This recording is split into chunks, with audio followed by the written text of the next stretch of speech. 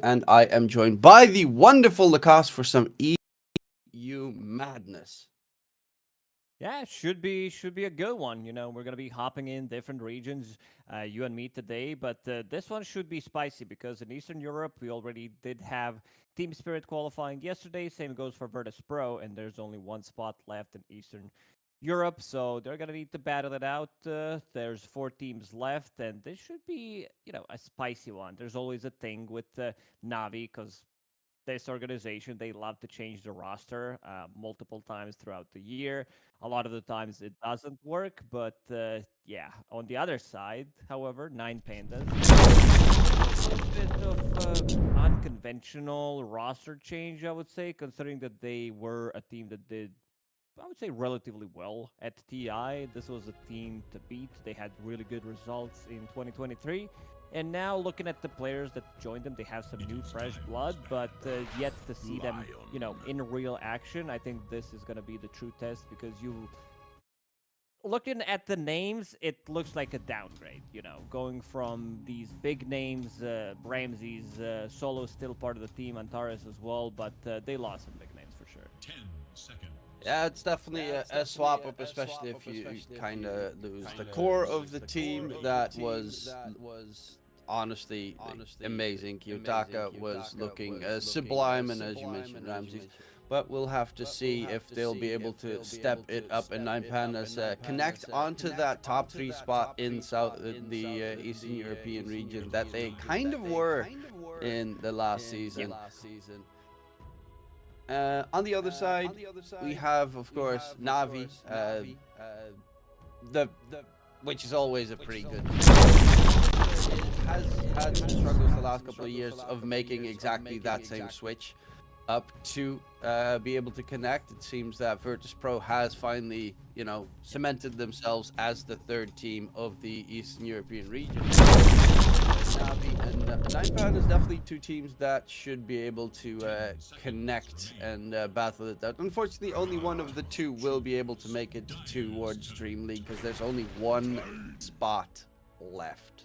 Yeah, it's a strong region. Eastern Europe has always been like a region of their own where you had like 2, 3 good teams and then a couple of these stacks, a couple of these teams that are not on the same level, like ever since Yellow Submarine, now known as like Team Spirit, showed up. They have been on top of the region. Kind of difficult for Navi because looking at the players, these are all like relatively known players in tier 2 scene. We are talking about Shigetsu, Melojul, Nefret, Malady.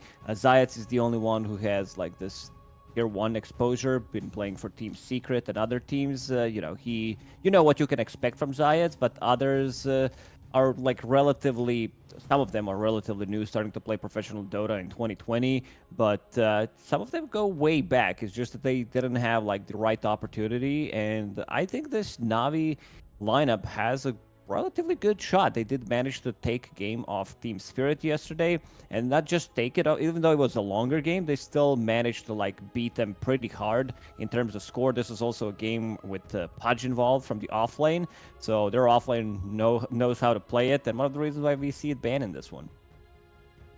It's pretty annoying here. The here's that Nine Pandas actually don't want to play against are primarily tanky, bulky heroes, as you can see. Primal Pudge, the nasty little own Druid as well, and the DP, who has been, at least in pubs, looking incredibly strong as an offlane pick. But they're going to go for something that would actually be pretty good against 3 of the heroes that they banned. The Timbersaw pick that we, of course, saw in NA dominate a couple of games. This hero's wild. Like, we did cast that one game, and you did mention something cool that I also noticed, that Timbersaw. It's pretty, 5 seconds. I would say, similar to what was happening with Bristleback, where you put only 1 point in your Bristle. Now it has been changed, so you need to put multiple points in your Bristleback. But Timbersaw, 1 point in reactive armor, and sometimes people even completely skipping it, getting stats. He is, a hero that becomes super tanky, does need a lot of mana. He's universal. He also gets some damage, not the most important part of the hero. It's not like he right-clicks, but a hero that benefits a lot from newly buffed Eternal Shroud. I think he might be one of the best carriers of Eternal Shroud in the game, him and Dead Prophet. Yeah, it's surprisingly a quite cheap item, the Eternal Shroud, and magic damage is the only real weakness on Timbersaw. Of course, Shiva's Guard is also a quick build-up because it is a good AoE spell damage amplification that you get on the enemies. So you get that on them, you throw out a Chakram, and nearly everyone tends to just get blown up. Yeah, you die in a second. This hero is freaking nuts. If you don't have enough, for now, I see a lot of magic damage on side of Navi, Tiny Lion. We don't know where these heroes are gonna go. Most likely, this is gonna be like core Tiny from what I'm seeing, unless they want to play Lion as 5, which is okay, but you also want to give Lion some farm priority. Now it's gonna be Lina, still not showing anything. Lina very versatile as a hero. I've seen a lot of position 1 Lina recently. Even like mid Lina, there's been a few months back some resurgence of Lina spellcasting. It's not a thing anymore. You can still go for it, but the right click Lina feels much better because you can scale. She has this insane level 25 talent, the hero of flash farms. So every single, this is like 648B Dota coming out from Navi. Every single hero does have a stun.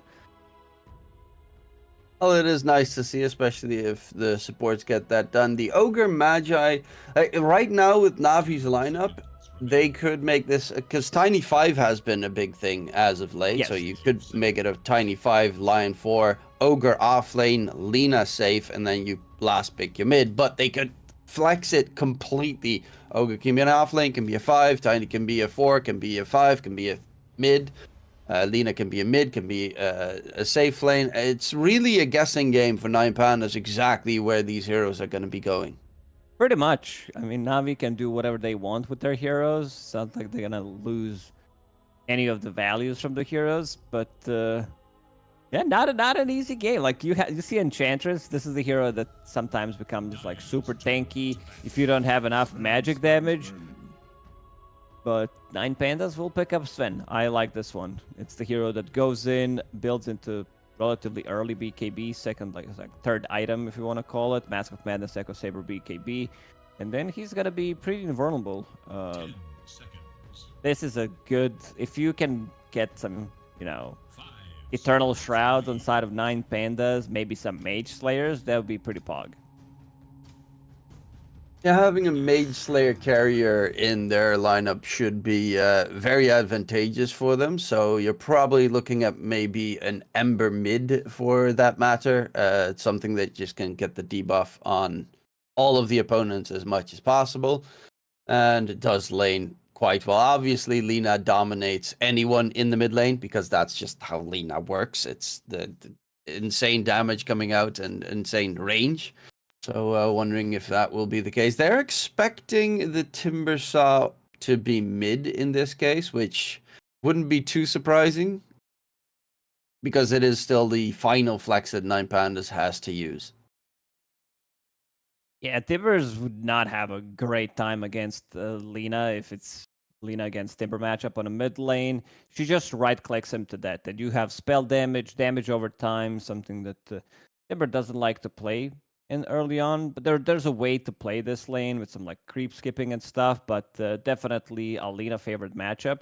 I think with the heroes that they have, they will need to tank like one of those lanes and say, screw it, we're gonna lose this one, but we're gonna try to maybe outnumber our opponents and go with some earlier rotations, because Enchanters can easily make rotations. We know Solo, when he plays the hero, he becomes super aggressive, goes through the gates, tries to set up so many kills. The man loves Blood Grenade.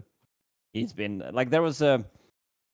I think during Riyadh Masters, he was the one who was using the most Blood Grenades. Him and the rest of the team, but mostly him. Like, 2 of them to position 4 and 5 combined at the time, but Solo was on the top, and Blood Grenades got nerfed afterwards, but still, he loves to use it. Every single time it's available, he's gonna pick it up. It's also pretty nice against the Navi roster, mainly because they are slow. They don't have any mobility-based spells between them, so they'll just slowly tickle down. And Well, the Timbersaw only really cares.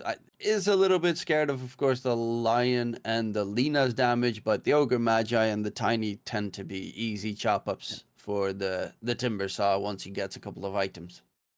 Yeah, looking at this Centaur band, this is also a potentially position 4 Centaur for 9 Pandas because they did play it before, and I've seen it a lot. I also tested it. It felt good. I think it was Ari who first showed it. At least that was the game that I've seen a couple of months ago. Even though Centaur got nerfed, the stun, like damage, stun duration, and everything, but still feels good to play where you can like really scale. I think they might put this Batrider on a mid lane against Lina unless they find a better hero. Yeah, it seems like it's going to be like Bat or Timber. A little bit of flexibility still available, but we'll have to see. This is going to be some fun Eastern European Dota because I see a lot of early heroes who come online, a lot of aggression. There's multiple stuns on both sides, so it should be a fun one. 5 seconds. Yeah, it's also an Antares hero that he loves to play. The Spirit Breaker is phenomenal in exactly that regard. And you can quickly make that rotation. You send out the Enchanters with a creep towards mid. You charge towards the mid as well. Guard the runes the entire time and go for an early push. The Enbaron is an interesting choice as a last pick for their safe lane. Personally, I definitely... sorry, not for the safe lane, for the off lane? Yeah, it's offlane. Nefrid's going to play it. It's been very popular. This hero scales. He's also going to be playing into melee heroes, so you will be getting like a lot of those right clicks, a lot of procs potentially coming out. I like this Abba pick because you're playing into Batrider, you're playing into Sven, Spirit Breaker. Heroes become like super tanky. I feel like type of a lineup, but so does 9 Pandas. This is Spirit Breaker, Timbersaw, in your face, Batrider. Both lineups rely on fighting early on. So this might be, you know, what we call Clown Fiesta, where you have like 25 kills in 10 minutes and really down for it. I was always a fan of this type of Dota. I would say that there isn't too much of the strategy involved, how to play it. It's just going to be like, you know, we need to get some kills on both sides, and they're going to try to outnumber opponents, especially 9 Pandas. You did mention rotations from Enchantress. Antares will be playing his signature Spirit Breaker, so he'll be zooming from place to place and try to get some kills. Yeah, it's definitely an interesting one to see where they're going to be taking this. I think the 9 Pandas draft is more a full-on run-in-your-face kind of draft, where on the opposing side, Navi or group up and take a slow 5v5 engagement, and 9 Pandas is all about one hero pick off, quickly nuke him, get back, and then reset the fight. They're so fast on their damage with, as you mentioned, the Spirit Breaker, the Batrider, but also the Timbersaw from Aincrad that can just mow people down. And this is gonna be a wild one. It's like, oh, you guys want to keep fighting? Well, you know what? We're gonna keep fighting back. This is gonna be mid. This is gonna be Melojule, yeah, playing Tiny, something that we didn't mention. I've seen a lot of Tinies. I've seen a lot of like mid carry Linas. Both of these heroes are flexible, but yeah, Melojule will be playing the mid Tiny, so he's gonna come online super fast. 30 seconds to battle. Considering Aincrad's playing against a Tiny, leveling reactive armor is not really what he's looking for, right? It's all about that Whirling Death max level, couple of Timber Chains, and the moment you hit level 6, you're gonna try and kill the Tiny. Oh, absolutely. I don't know if Tiny possess. Maybe if you like mess up, but you should not be able to kill Timbersaw in this matchup. Even though you are getting solo XP, it's still very difficult. Maybe one value point in his reactive armor, but as you said, you might actually just completely skip it. It wouldn't be the wildest thing. You just get some physical armor, Shiva's Guard, and some magic armor, and then you are immortal at that stage. You probably will be looking towards a Lodesorb as well this game, considering you're playing against both the Line and the Lina, but primarily the Line is going to be a nuisance in that regard. You drains your mana, you're stuck. Like that's kind of the worst position for Timbersaw. If you have no mana, you can't play. Pretty much. I'm wondering how this top lane is gonna go.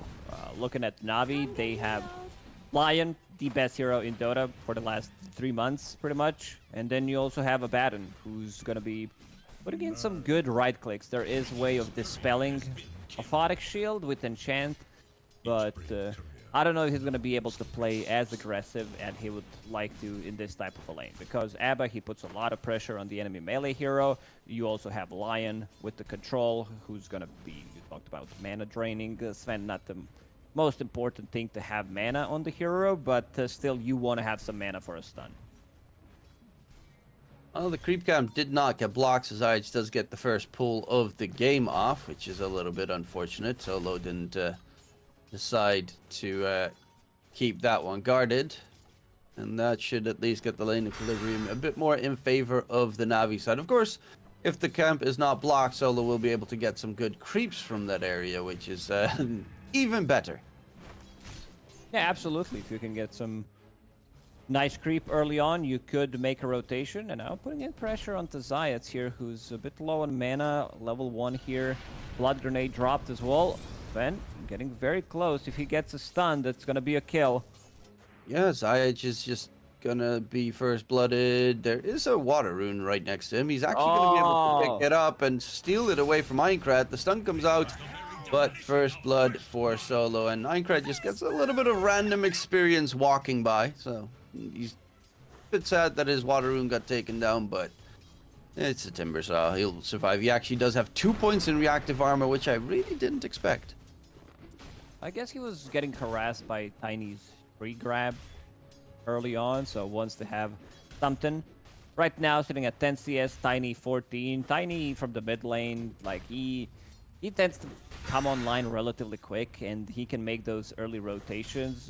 One thing that just happened is Nefrit, he got a lot of solo XP in this top lane because there was also rotation from Dark Lord himself trying to get that kill onto Lion, which also means that Nefrit will be able to pick up Lotus, and he's having the time of his life on Abba. 14 and 3, has a full creep wave as well, bottom. There's a little bit of a chase. Alberca pushes back Malady. Ogre is very tanky. Is he going to be tanky enough? Alberca needs to be careful himself, but will be able to stay alive. There's no Dragon Slave yet on Shigetsu, so it's only right-click damage for the Lina so far. That also does show that it's going to be right-click Lina. Batrider struggling to get last hits, but that's because it even though it's a universal hero, it's got awful right-click damage. Yeah, it's not great. This is with the Bracer, 2 branches sitting at 61, 64 damage. Level 3, not the greatest. His attack animation also not ideal. It's very difficult to last hit with this hero. One thing I like is that Malady put a point in Bloodlust at level 2. So you have Bloodlusted Lina with Fiery Soul, 2 points in it. So there's going to be a lot of right clicks.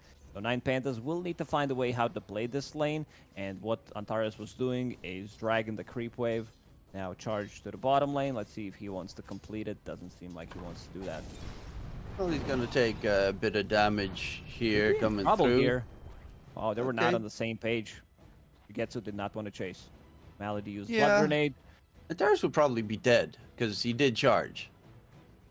But I guess Shigetsu just doesn't want to miss any creep kills.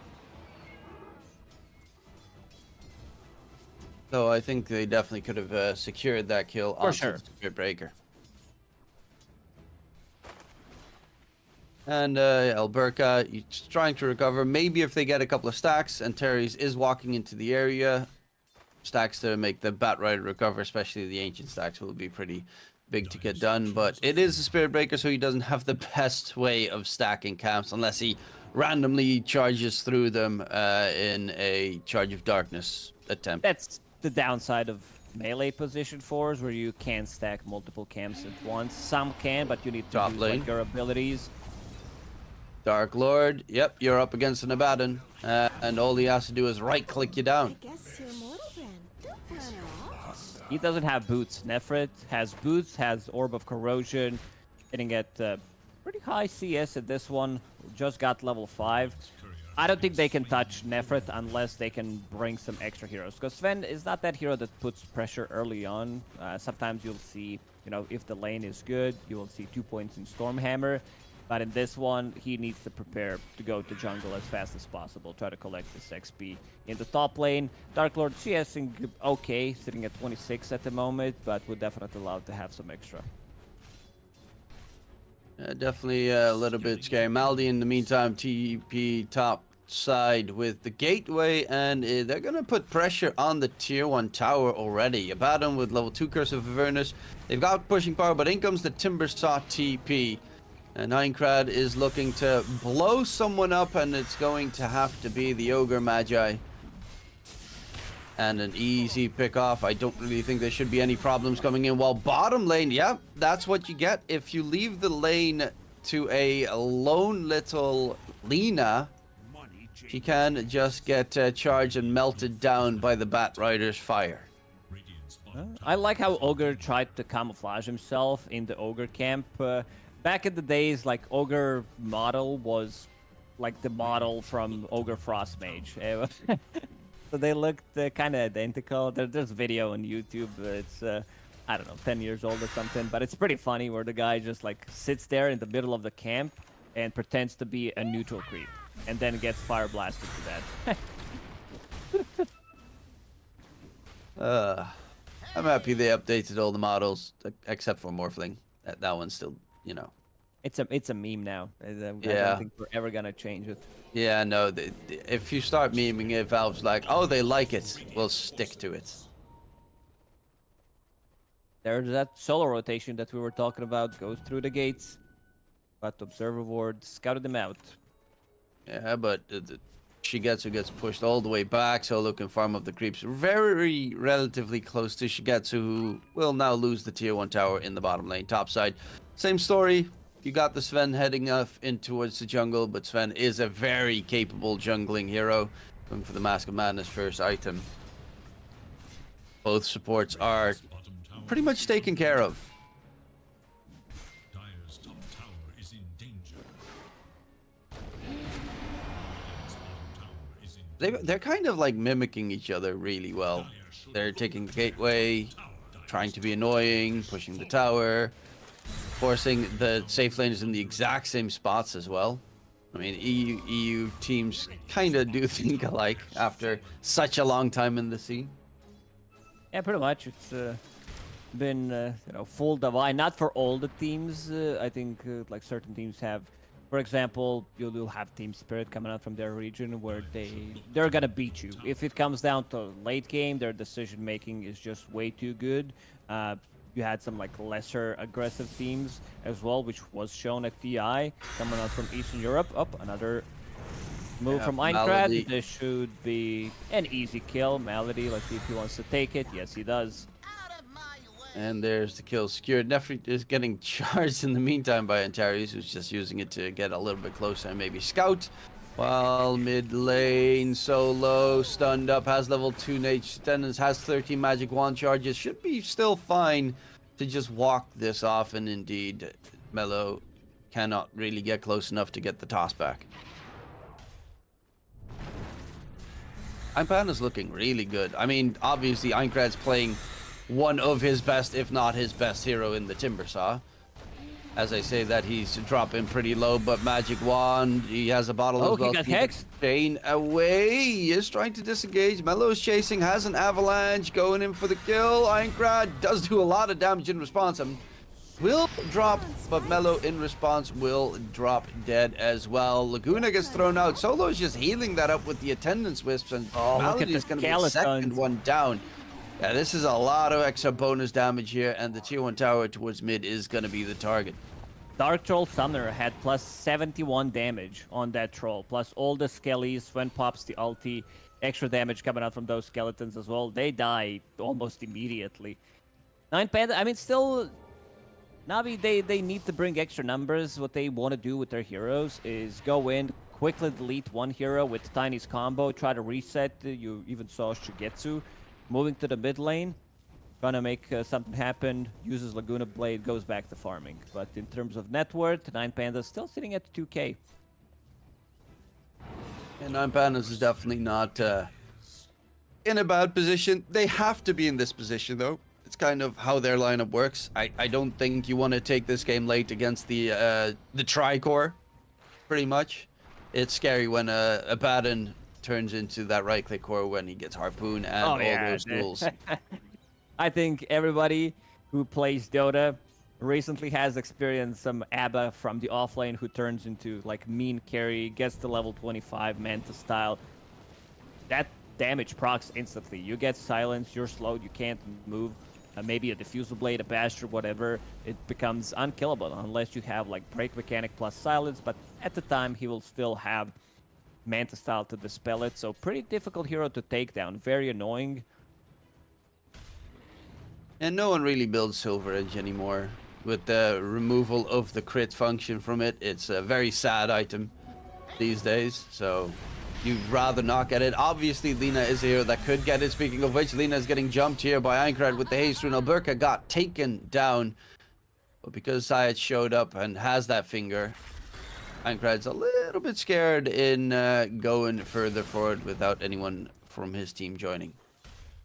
And this is a new tech build from Lion, where you go for 1-1-4 build, since Mana Drain is a much lower cooldown, it deals damage, you can pick up the Shard later on, maybe get it level 20, so you're at minute 20, so it's maxed out. I don't think you should like buy Shard immediately, since you need a Blink Dagger, but I see Lion actually going for Shard. He has that in Quick Buy. He's like, well, you know what?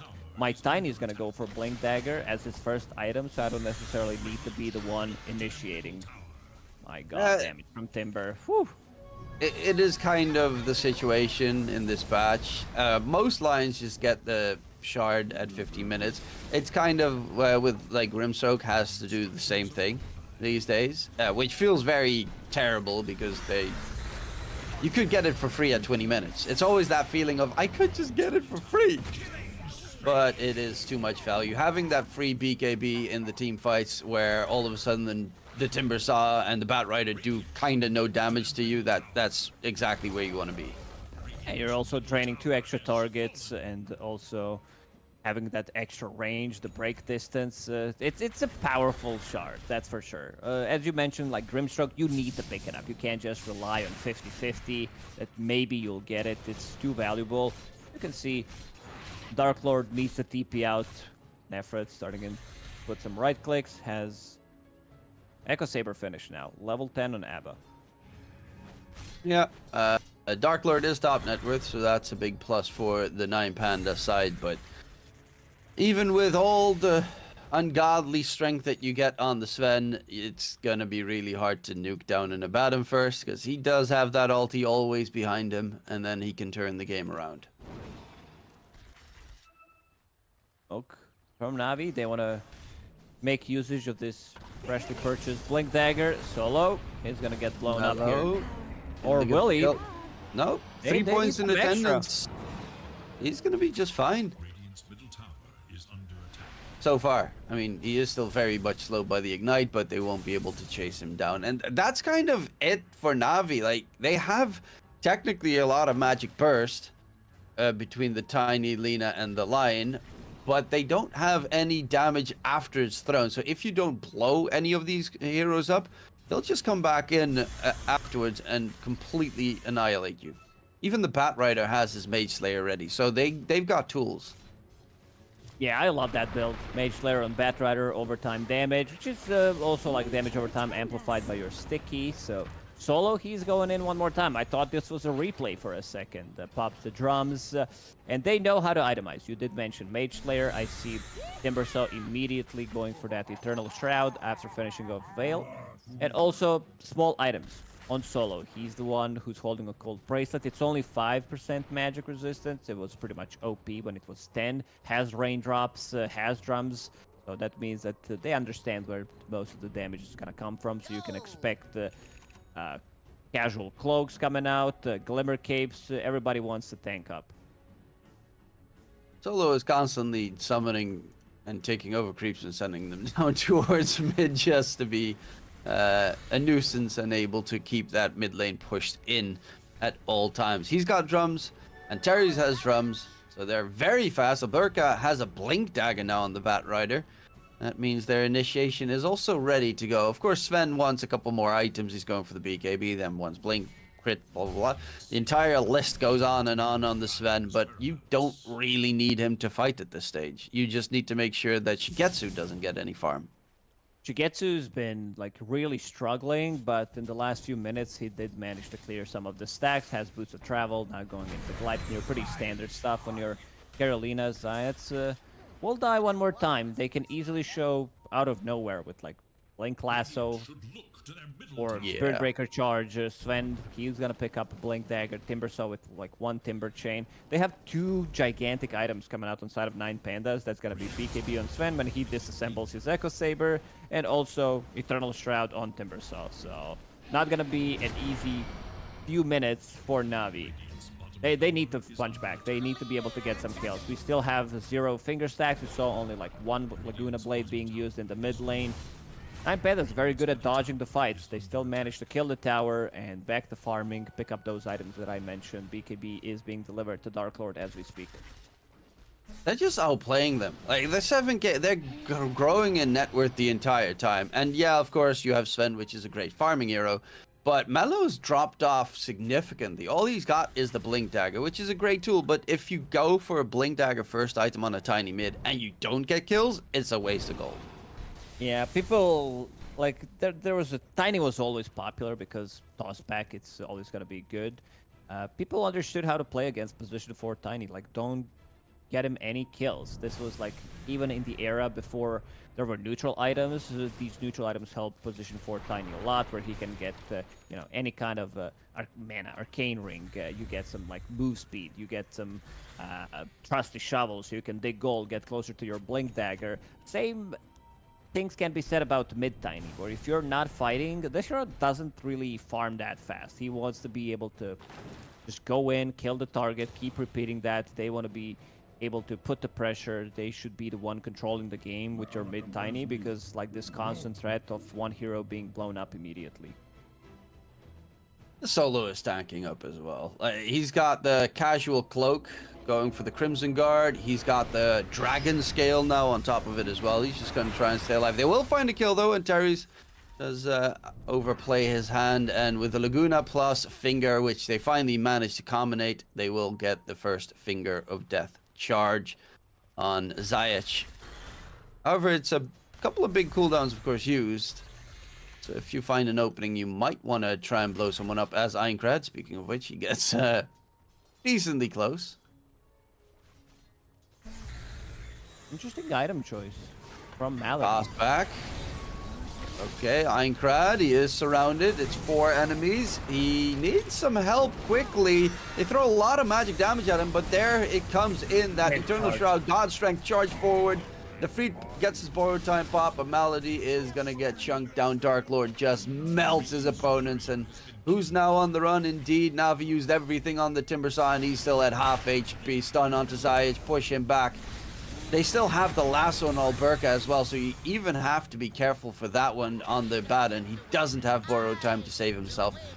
3 kills come in, and they definitely did not expect that.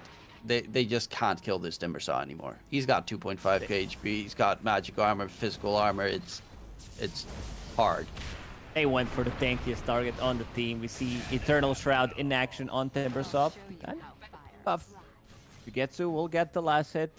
Elajul also getting involved. And to go back to my point, Malady, this is Frank Tread's Ogre with 2 gauntlets, and he picked up Vampire Fangs as his neutral item.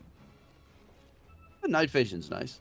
Night Vision's nice, but is that it? I always advocate to see. We should add that into game to see like which item choices they had.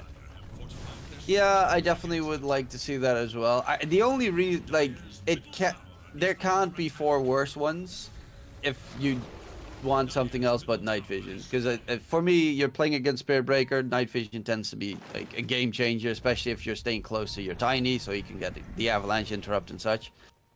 Because you don't care about Lifesteal, Spell Lifesteal in the slightest on Ogre Magi. No, it's completely useless on the hero. Absolutely. It's just night vision if they want to see like Batrider jumping in. Sven now with the Blink Dagger. Fire using a scan, going different directions. They're definitely fight ready. Solo does get blown up, but in comes Dark Lord charging with the BKB. First kill gets secured, looking for the two supports. The Freak still has the borrow time. They're just ignoring him completely, knowing that that will pop the moment they use any spells on him. Alberca, and they get the catch. Mello with the avalanche buyback coming through. There's going to be the borrow time cup coming through, and yeah, and the Freak's now in a very tough spot because there is still a lasso at the ready. He's surrounded by enemies, and speaking of the lasso, he's going to go on the Ogre, who just bought back. So team wipe. Yeah, pretty much. Shigetsu managed to get out, but yeah, Ogre, he bought back and he died. Solo, immediate buyback. This has been his special ever since he was playing Dota, trying to bait the enemy team. Not as tanky, you know, still a bit low on HP, only 1100. No, Shigetsu, no way he gets caught here. That's a very nice air spike coming in response. Shigetsu might want to try and go for the entire skill here. Mello, yeah, it's still early days for this game, so the death timers are not as high. Luckily enough, they get back in time before it goes completely awry for Shigetsu. Oh, Lina has Gleipnir finished, so that's going to be a good way of stopping Timbersaw from chaining away, stop Spirit Breaker from charging in, but definitely needs more items. Like, you can already see the difference between him and Sven. Sven sitting at the 3k net worth more. That's like almost a full big item. That's like Crystallis plus 1,000 gold, which has just been delivered on Sven. It's actually kind of hilarious to see the scary Abaddon that we were talking about previously gets completely ignored. They're not even looking in his direction. They just walk past him. Well, let's kill someone else who's in the near vicinity. We'll get him last, but definitely not least. It's yeah, some ABBA games tend to go this way, where you feel like you're owning, but if you can't lock onto a target, if they're kiting, and these are very good heroes to kite, like Spirit Breaker can charge away, one Flame Break, War Cry on Sven, Timber Chain as well, so there's multiple ways. Even though Navi, every single hero besides Abba does have a stun, if you're getting jumped at, like, what's your plan? Sven pops a BKB, jumps on one of the targets. There is not a single defensive item. There is no Glimmer Cape. There is no Force Step. So whoever Sven decides to jump is gonna die. Yeah, these supports don't really have any money between them. Ogre Magi has full power treads for some reason. Going for the Glimmer next. I mean, the Glimmer is nice, but the full power treads, I'm wondering why. Dumb luck. That's it. But I don't think this should be the item on Ogre. He packs a punch. He has like a lot of damage. Bloodlust level 4. It's just as position 5 Ogre, you don't get to use it. Especially in a losing game. You see 9 Pandas holding on to Aegis, 13k gold lead already. And now they want to take a fight. They want to be able to kidnap someone with Lasso. One Shiva's Guard already finished on Alberca. Unkra thinking about getting a different item. Kaya into Aghanim Scepter. Yeah, the Aghanim Scepter. They did just barely get close to killing him, so if he has Ags, then he's definitely never going to die. Plus, it's a ton of extra damage to throw on his opponents. They have no way of dispelling it anytime soon, because the Nullifier should not really be on their opponent's minds, considering they just want to stay alive through it all. In the meantime, Shadowblade done on Antares Spirit Breaker. Same net worth pretty much as Mello. So this is an extra core in the game. Jump onto the Lion, quickly blows up Zaich, and the tier 1 tower / tier 2 tower top will be the next targets here for 9 Pandas. I think they feel they're in control enough to try and clear out the map.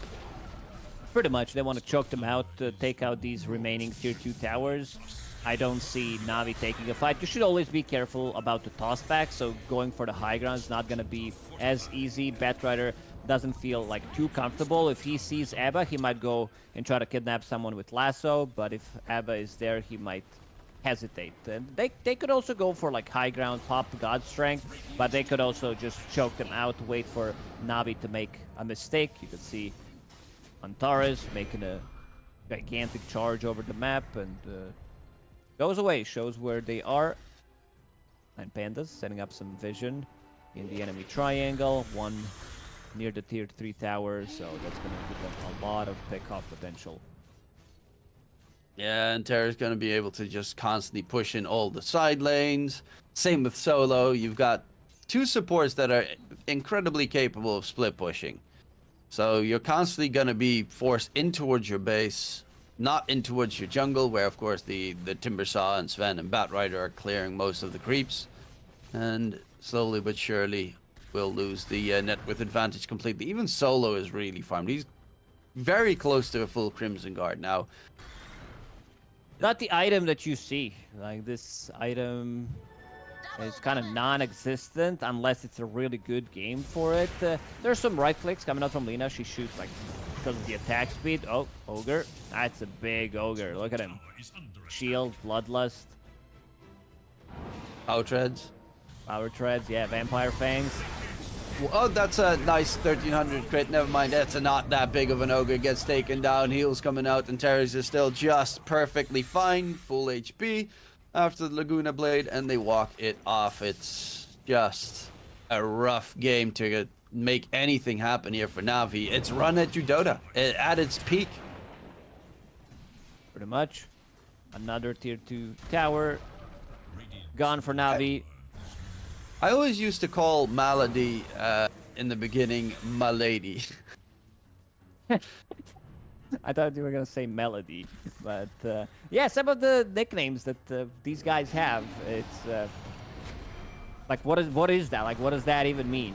And Antares, they can't catch him. This guy is very elusive. Pops his Shadow Blade, Bulldoze, and he has Planner Pocket since they killed Tormentor. It's a pretty cool ability. I've seen good usage mostly against Doom, where he goes in and like tanks the Doom for his team. Could be a decent one in this one. Lion Hex stun coming out from Lion, some like Laguna Blade Finger as well. I think Einkrad's name is actually from Sword Art Online.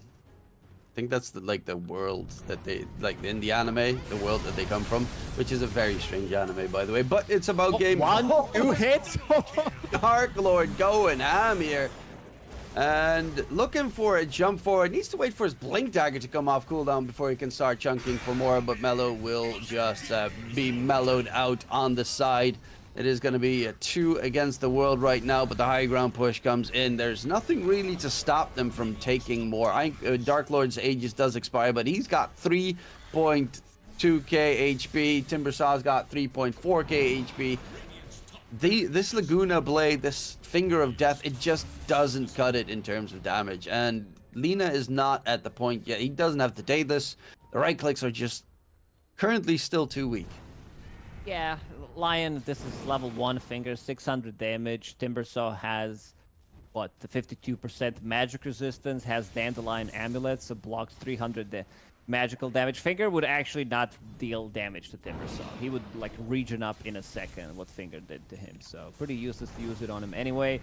And Dark Lord, aka Sauron himself, finds Nemesis Curse, 35 damage, and Glass Cannon. Like, because I think this is a really good pick up on certain heroes, but if you're the ones getting focused, you can feel that something is off. It's like, why am I taking so much damage? But if you're the one dealing damage, you're like, hell yeah, this feels good. Yeah, if you're ahead, it definitely does feel great. And if you're playing a hero that doesn't really care that much, considering he already has a lot of sustain and even like allies around him to defend him at all costs, it is wonderful to get that item. I was wondering what heroes would pick up the glass cannon type of item. I was always thinking, that's like sniper, and that's about it. I don't really see anyone else have the cojones to attempt it. Nice catch coming out. High ground ward placed, charging in for more. Zayach can't even get his spells off. Will be taken down. They do lose themselves at least the Spirit Breaker, but It's a charge from the cores, and there is nothing stopping them. Dark Lord actually takes a little bit of damage here, and Aincrad needs to get towards the low ground with the buybacks being used. However, they are primarily all in very good health still. 3 hits, needed 1 extra hit for silence, but Aincrad cutting them out from this cute little cliff that he made for himself, cutting down some of the trees and getting there with the blink dagger. They also have gem on Alberca, so it's impossible to set up any kind of vision. Navi, I think in this game they use like 5-6 buybacks already. This tells you a lot how the game's been played so far, and I think that everybody on 9 Pandas understand they need to tank up. Look at Solo's build. We did mention this Crimson Guard, which is great against Abba, his illusions, right-click damage. He didn't even put a point in impetus. Instead, opted to go for stats. He's not going to be any of those greedy... I mean, it's Solo. He's not going to be the greedy right-click Enchantress build that a lot of +5, +4s Enchantresses go for. No, he is just, I support, we win. It's all about making it towards the Dream League tournament. So, no trying to be a hero in such a game. Just make sure that your heroes do not die. Pretty much. Now going for Pipe as his next item, holding on to Craggy Coat. So 25 armor and can get extra 12 if he uses Toughen Up. They're not gonna die. Like, these heroes, it's almost that they need to group up. They need like 4 heroes to kill this Enchantress. He's only had 1 death this game as well. It's really remarkable. Solo can take over one of those nice Abaddon illusions, use it for tower pushing. If he waited a little bit, they could have actually blown it up a lot faster, but they might just be waiting for Roshan indeed. They ping it out. Dark Lord wants the Aegis. No, like, they're not risking anything. They're playing this very methodical. They are 30k ahead in 32 minutes, but there is no risk involved. Absolutely. Like, in terms of comeback play, it needs to be some like gigantic tossback coming out from Mellow Jewel. Alina going into Daedalus, level 20, so that's going to be some extra attack speed coming out from the Fiery Soul. Bloodlust is maxed out. Maybe if she's somehow like 25, those crits would definitely hurt from Dragon Slave, but I don't see it happening. Well, it's definitely being all slowed down as we speak. In towards the Roche pit they go. Solo is playing pretty much just a ward at this stage. Could also put his little alpha wolf that he's got farming up It needs to be him. See, Roshan spawned faster because it was his hero. It feels its presence. Yeah. And speaking of presence, Dark Lord himself is getting in. Satanic, disassemble that Mask of Madness. Yeah, it's a big one. That's Sven right now. He wants to get Bloodthorn next, I guess. I mean, you can replace your Power Treads and then upgrade your Echo Saber into a Harpoon, and then you're pretty much done. Immortality. I mean, obviously, Aghanim Scepter, Shard. Surprisingly, he doesn't have a Shard yet, which is... Shard's pretty good on Sven. I've seen when you're the one controlling the tempo of the game with Sven, they do tend to pick it up. Because it's undispellable, first of all, and also it's been buffed, so now it passively gives 3% movement speed to allies.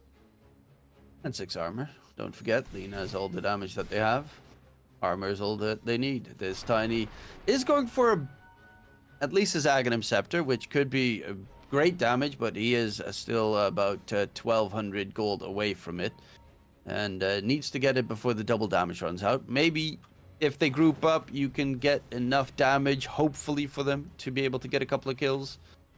But it is going to be a rough to try and nuke down these players. Maldi gonna get lassoed, dragged back in the Dark Lord's hand. 1,700 crit. Why not? Might as well just keep chunking. They even have upgraded blinks. 2 out of 3.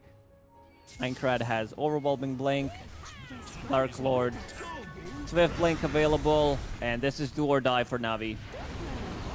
Yeah, the final push, it seems, charging from the fleet, does get the silence going, but is going to get his borrowed time pop. Toss back, Aegis is taken care of. Went a lot faster than I initially expected it would be, but Dark Lord does pop the BKB, charging forward. He's going to try and get a nice crit there. Unfortunately, will not be as lucky, and they turn their attention towards the racks. Zayt actually walks forward and will have to pay dearly for that. Without a buyback available on the line, he didn't even get to the point of a Blink Dagger this game. He's got a Ghost Scepter and his Shard. That's all the line was able to purchase, and they will definitely be able to secure Megas here with borrowed time on cooldown. Even though Abba had like massive amount of farm, it's still impossible for him in this type of game to lock onto a target and die. They just like kill it, and she gets to, after dying, we'll call GG. Yep, 36k net with advantage in 36 minutes. They put it up in a nice little bow and keep it at exactly what you mentioned. Once you hit a moment in the game where you have as many net worth K's advantage as minutes played, the game just ends randomly. It's magic. Yeah, this was the perfect example of it. But Nine Pandas, they understood what the assignment is. Get some farm.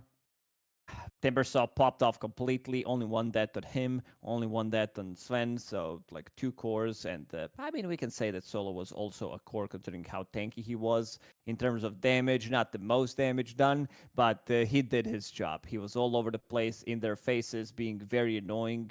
And just the right item build. Everybody was tanking up, understanding that they need to get these Mage Slayer. There was Pipe, there was Crimson Guard on Solo available, Eternal Shroud on Timber. As soon as he got that item, it was almost impossible to kill him. And yeah, Navi, that's why I said that there isn't like too much strategy involved in their draft. It's going to be like, we need to run at you. But it doesn't work against Nine Pandas. Team like Nine Pandas, they're very experienced. You know, there's always going to be experience coming out from Solo who can lead the team, tell them what needs to be done. Navi needs to think of something different. You know, they pulled off a little bit of a cheese when they played against Team Spirit yesterday, managing to get the game off of them with Pudge. Then they played another game of Pudge. Nine Pandas like, you know what? We're going to ban this hero. We don't want to get cheesed. So they will need to think of something different because what they just did is not working out. Yeah, it's definitely not exactly where they want to be. Navi on the very verge of being eliminated.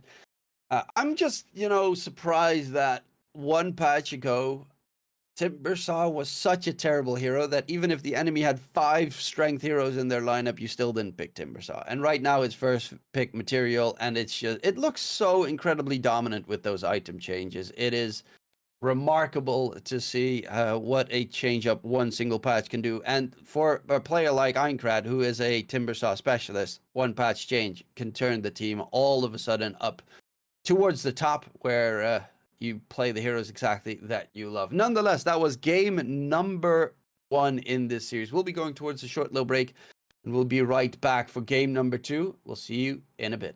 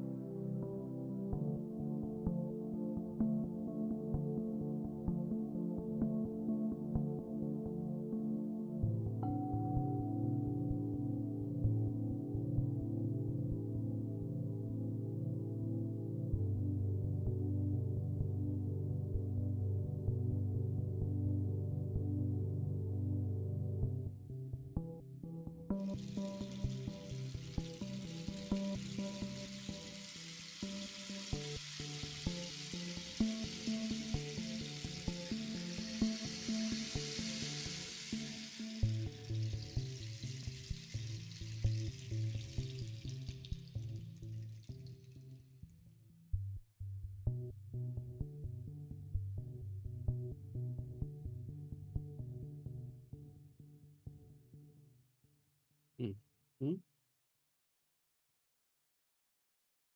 Welcome back, ladies and gentlemen. We are back for game number 2 between Navi and Nine Pandas. It was a very one-sided affair in game number 1, and honestly, Navi need to really step it up to try and get themselves back in action, because it was, I mean, they had nothing to say against Nine Pandas. They looked completely dominant, didn't they?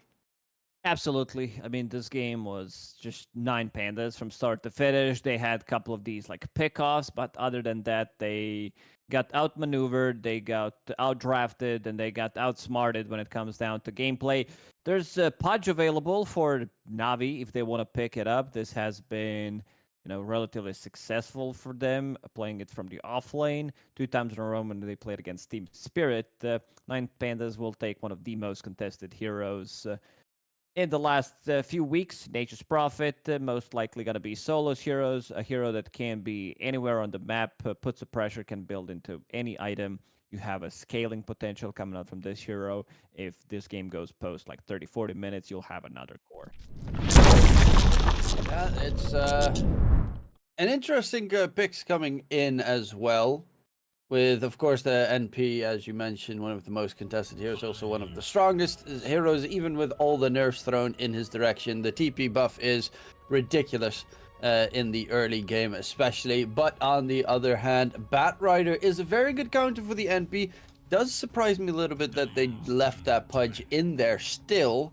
But nonetheless, Batrider is a mellow hero that he loves to play in that mid lane. Maybe feels a bit more comfortable this time around. It could still easily be flexed all over the place. The only thing it doesn't get played as is a safe lane. And as I say that, I remember, I think Gaming Gladiators played it as a safe lane once before, but that's ages ago. It has definitely flex potential to it. Can be played on pretty much 4 roles on this Batrider. And Nine Pandas, they are known to be like very aggressive. This is a different lineup, but I still feel if they're under same captainship, that Solo will try to force the same gameplay that he's used to. Like you have a bunch of these like newcomers coming into the team. It also means that you need some guidance from the older guard, and who better than Solo to guide you in game? Yeah, the one of the more experienced or most experienced players in the game, obviously. Same level as Puppy and Kuro at this stage. Been there from forever, pretty much, and has led a lot of teams into a lot of very impressive positions. Can he lead them in towards DreamLeague 22, which is going to be important to get all the nice points, the EPT ranking points, so that they can qualify for, of course, Riyadh Masters. And then because you get all those points in all the tournaments, you also manage to get yourselves invited towards TI, and that is, well, both of those are pretty much end goals that go the same route. Yeah, pretty much. Everything matters, so you have to show up at every single game, every single series. They will pick up Tiny one more time. I don't know if they want to play it from the mid lane. I feel after what happened in the first game, you might want to reconsider that and maybe put this Tiny on a different role. But there's also a time where people are like very stubborn when it comes down to hero picks. So you want to ask for, okay, I didn't get the chance to play my hero to full potential. Give it to me one more time, and I'll be able to deliver. On the other side, Nine Pandas, picking up some saves against the Batrider Lasso with the swap, and then you also have Mars, Arena, Spear, so they can choose where they want to take the fights. Vengeful Spirit, ever since the hero was changed, how her ulti works with the damage absorb shield that you have, it's pretty good. And also damage, you also have talent that deals more damage. I've seen also phylacteries being built on Vengeful Spirit, Kanda. It gets pretty wild. This is also Faceless Void into Vengeful Spirit, which is a bit of an odd one, I would say. Interesting choices coming here. Faceless Void is always strong, and it does scale incredibly well in towards the late game. It should be a little bit better as well now for Na'Vi to fight together. Tiny is probably looking to be a 4 position now that the Razor has been chosen, because you're looking at Razor offlane, Tiny 4 for Zayach. They could technically still make the Tiny mid if they want to. If they do, I mean, it works well with the Faceless Void. Chrono into Tree Volley obviously is one of insanely good combo. But Navi's lineup feels a lot more sturdy this time around. They have tools to take down pretty much any hero. Yeah, it looks better just by seeing these 4 heroes. It looks much better compared to the previous one. They could also pick a Razor and put it into mid lane if it's a good matchup for Razor. But yeah, scaling this time around, Na'Vi has really good scaling. Faceless Void, Razor. I guess when I mentioned Vengeful Spirit swap, so you have some kind of a save inside Chrono, they also wanted to have something that can get out of Sprout for free, get out of the arena, and I don't see like many silences. Also, where's the burst damage gonna come from? So, looking like a really good Faceless Void game. I think if you want to get rid of the hero, I would say Puck is the one, maybe for 9 Pandas to round this up nicely. Maybe Ember Spirit as well. Depends who he was gonna be like laning against, because they could still put Tiny on a mid lane. Then Puck has a little bit of a bad matchup, because you always have this instant stun, instant burst damage, something that Puck doesn't like to play into. But they're gonna be the one banning it, because they also don't have those stuns. So one of the reasons why I mentioned this is not enough lockdown. So anything elusive could be pretty good for both teams. And definitely, as you mentioned, Faceless Void being very elusive is a problem this game. Maybe we get to see Antares go for that Nature's Prophet with an Orchid build. I would assume, actually, that's probably going to be the case. I mean, Spirit Vessel is not really that great this game, considering they don't have any healing on the Na'Vi side. Yeah. And Orchid's just a good value. Maybe Rod of Atos, you know, multiple ways to hold the Faceless Void down before he gets his Manta Style, even though that will probably be a quick choice coming up for the Na'Vi safe laner. They banned out Tide, so there's some potential for this Mars to go to the mid lane, which is okay-ish. I would maybe prefer something different. I like Wind Ranger a lot for 9 Pandas, because that's the hero that can run away from Batrider. Faceless Void can't hit him inside Chrono if you get it. Great against Razor, gives you a little bit of extra lockdown, that burst damage that they definitely lack, so could be the pick for 9 Pandas. Huddle and Puck taken care of. They're gonna go for the Voker. Okay, I mean, Voker has everything, so whatever you need, he'll have it. That's always a nice way to see the hero. Plus, Sunstrike potentially could be that extra burst that they're lacking, or Cataclysm. In that case, you get the enemies caught inside the arena. TB standing outside the arena with his Metamorphosis. Voker drops a Cataclysm on top of everything, and full mayhem. Na'Vi get blown up. Their Tricore seems incredibly well versed together. Yeah, it looks good. On paper, slightly lacking in lockdown department against this Faceless Void, but they have ways of resetting the fight. You can place the arena, Tornado, EMP, Blast, Vengeful Spirit swap, some Sunder. So they're going to be looking to play some like slightly longer games, slightly longer team fights, I would say, where they can reset. You have Nature's Prophet who can TP back, come back into a fight, especially the Sunder. If you don't manage to burst this Terror Blade, they might be in problem. So Na'Vi, couple of seconds left on their last pick. Will be Konka. They were looking for something to catch this Invoker, who can be relatively elusive, and also a good matchup against him just by sheer damage. You out-damage him, he doesn't have that sustain anymore. A little bit on the greedier side, I would say, from Na'Vi, with like Batrider position 5, Tiny 4. All these heroes, they need to get like some kind of farm, but yeah, they definitely have control. I do like that they managed to get themselves a much better draft in this second game, because the first one was pretty much we're gonna run at you, try to get some kills, and see how it goes from there. Now there's a lot more to it, and I feel like the laning phase is gonna be much better, because Faceless Void, if he doesn't get like stunned, he can easily. So what you want to do with Mars is like you can't just use second ability and harass Faceless Void, because he'll time walk away. So you'll need to use like both to be able to get something done. And he will be playing into Tenacious Prophet. He gets Quelling Blade. He has time walk to get away from the Sprout. So yeah, I feel like Shigetsu is gonna have much easier time this game. I'm really liking the Na'Vi lineup. Yeah, of course, the Batrider and Tiny as your supports feels a little bit more greedy, but they're also supports that can make the pickoff happen once they get their blink daggers. The big surprises coming in, you toss back the lasso. Laning wise as well, looks pretty good. Batrider versus NP in lane. You don't care about his little Sprout in the slightest, which is pretty a-okay. And of course, Tiny plus Razor in a combination together.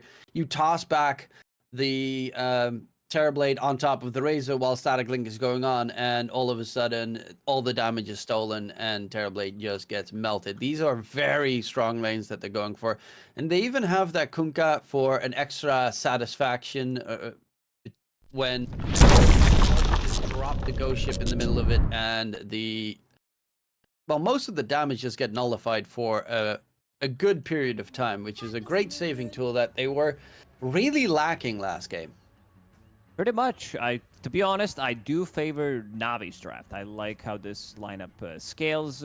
We did mention the lanes. You have Razor plus Stunner in lane, which is always going to be good against Terrorblade. He might be able to just like be blown up. There is Vengeful Spirit with stun, but that's their only protection. That's a lineup that if they get on a good roll, because they're playing greedy, obviously they can kind of snowball this game, whereas 9Panas, they have to wait for, late game. They're playing with Evoker. Tends to be, okay, in this case, he has queued up that he is going for a Witchblade, so it's a slightly different Voker, no Spirit Vessel plus Hanamitis Voker. Aincrad tends to go for more X-Sword builds than Quaso X. I don't know if it's going to go that way this time around, but, a man can dream. But Terrorblade just, he needs like 2-3 big items to be able to actually fight. Pretty much. It doesn't necessarily need to be like Witchblade. I've seen a lot of Orchids when they lack control. And also Mage Slayer. It's a good substitution to just, it procs your Cold Snap. So that's what matters. And then you don't die to some of these Kunkka combos. Great against Tiny, great against Razor. There's a bunch of magical damage. You can get both as well. So we'll have to see how the game's going to go. All eyes, I would say, in this top lane for Na'Vi. Diets and Nefrit, how much they're going to be able to do. They did win their last laning stage. They did have this massive Abaddon, but the problem is Nefrit was unable to lock onto a target and just do what Abba wants to do. And Dark Lord is playing another hero that if you lose the lane, just like on the Sven, it doesn't matter, you go in the jungle, you'll farm just as fast as when you're laning. So it's not the biggest problem. If you would lose that lane, obviously a Razor being really big is pretty scary in Dota, but it wouldn't be the biggest issue to deal with.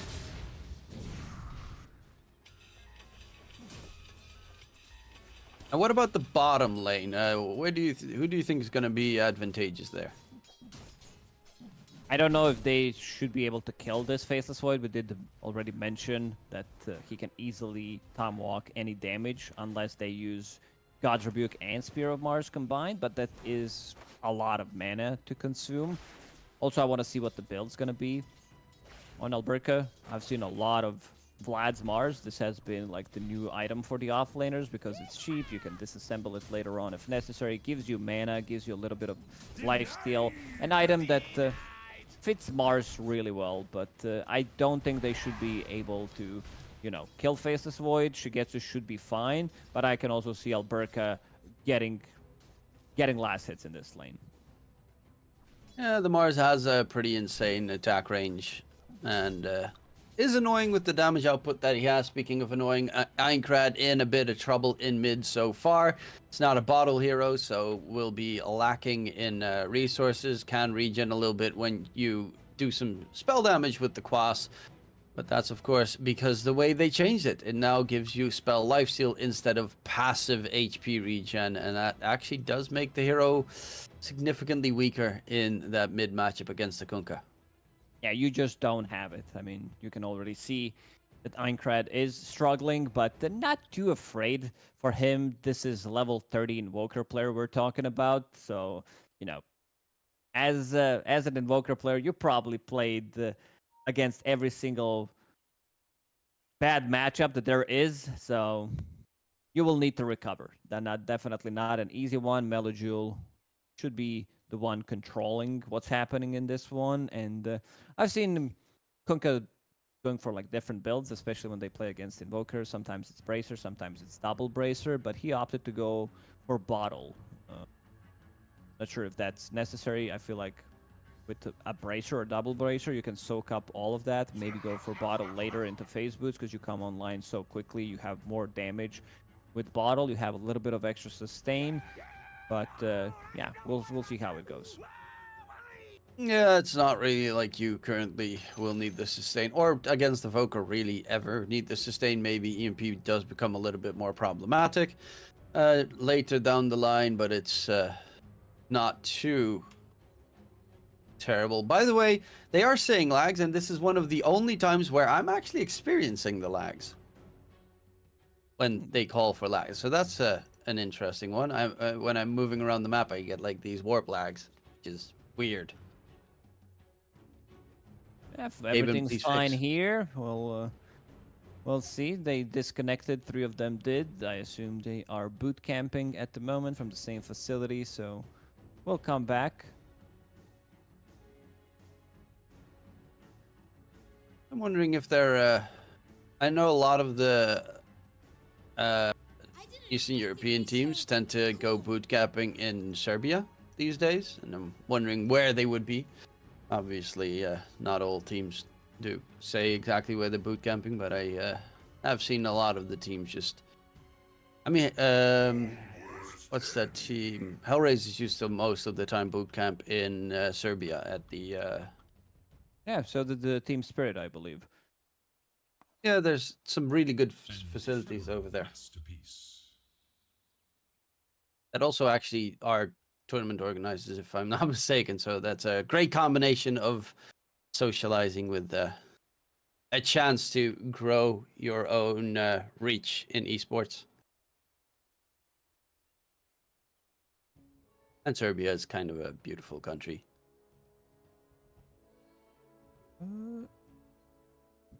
I want to see like where the first blood happens, because again, there is multiple stuns. It could happen in any lane. Dark Lord just hit level 2, has metamorphoses. They have a decent amount of slow. If let's say Zayat gets out of position, who's still level 1 stun, Wave of Terror, Blood Grenade, there's like a lot of slow plus reflection. I could see him dying. Who is Someone's bored. Is it Zayac or is it Aincrad?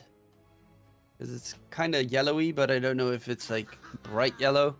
Oh well, one of the players was at least bored to draw on the map, try and cover it as much as possible. I can't see it. Maybe I'm the one who's lagging. It might come to me in the next few minutes. For some reason, I don't see it. Well, it was there for a bit, and now it's been removed. Obviously, with time, we have everyone reconnected. Hopefully, the lag is gone, so we can play a clean game of Dota without any more interruptions. Because normally this you know, Eastern European pause is at the very start of the game. And then they have a pause for like 2 minutes, and then the game actually starts. Everybody's in the game. Somebody needs to type go. Had to double check just to see that I don't have anyone muted, since I meet some of these guys in pubs. And yeah, and they are ready to go. Yeah, of course, that tends to be a problem at certain points. Actually, top lane, Metamorphs is used. Zayach is going to get first blooded by Dark Lord. The Tiny only has tree grab at this point, so had no way of keeping them off of him, and will slowly but surely get taken down. It did cost the meta to secure the kill. He actually didn't want to use it first, but was forced in the very end to still pop it. Yeah, they used everything, and as we said, Zayat, he was the one blocking the small camp, blocking the big camp. So, not level 2 there. Still not level 2, just got it. Avalanche available, and Taurus, DP's in. Another Blood Grenade, good Sprout.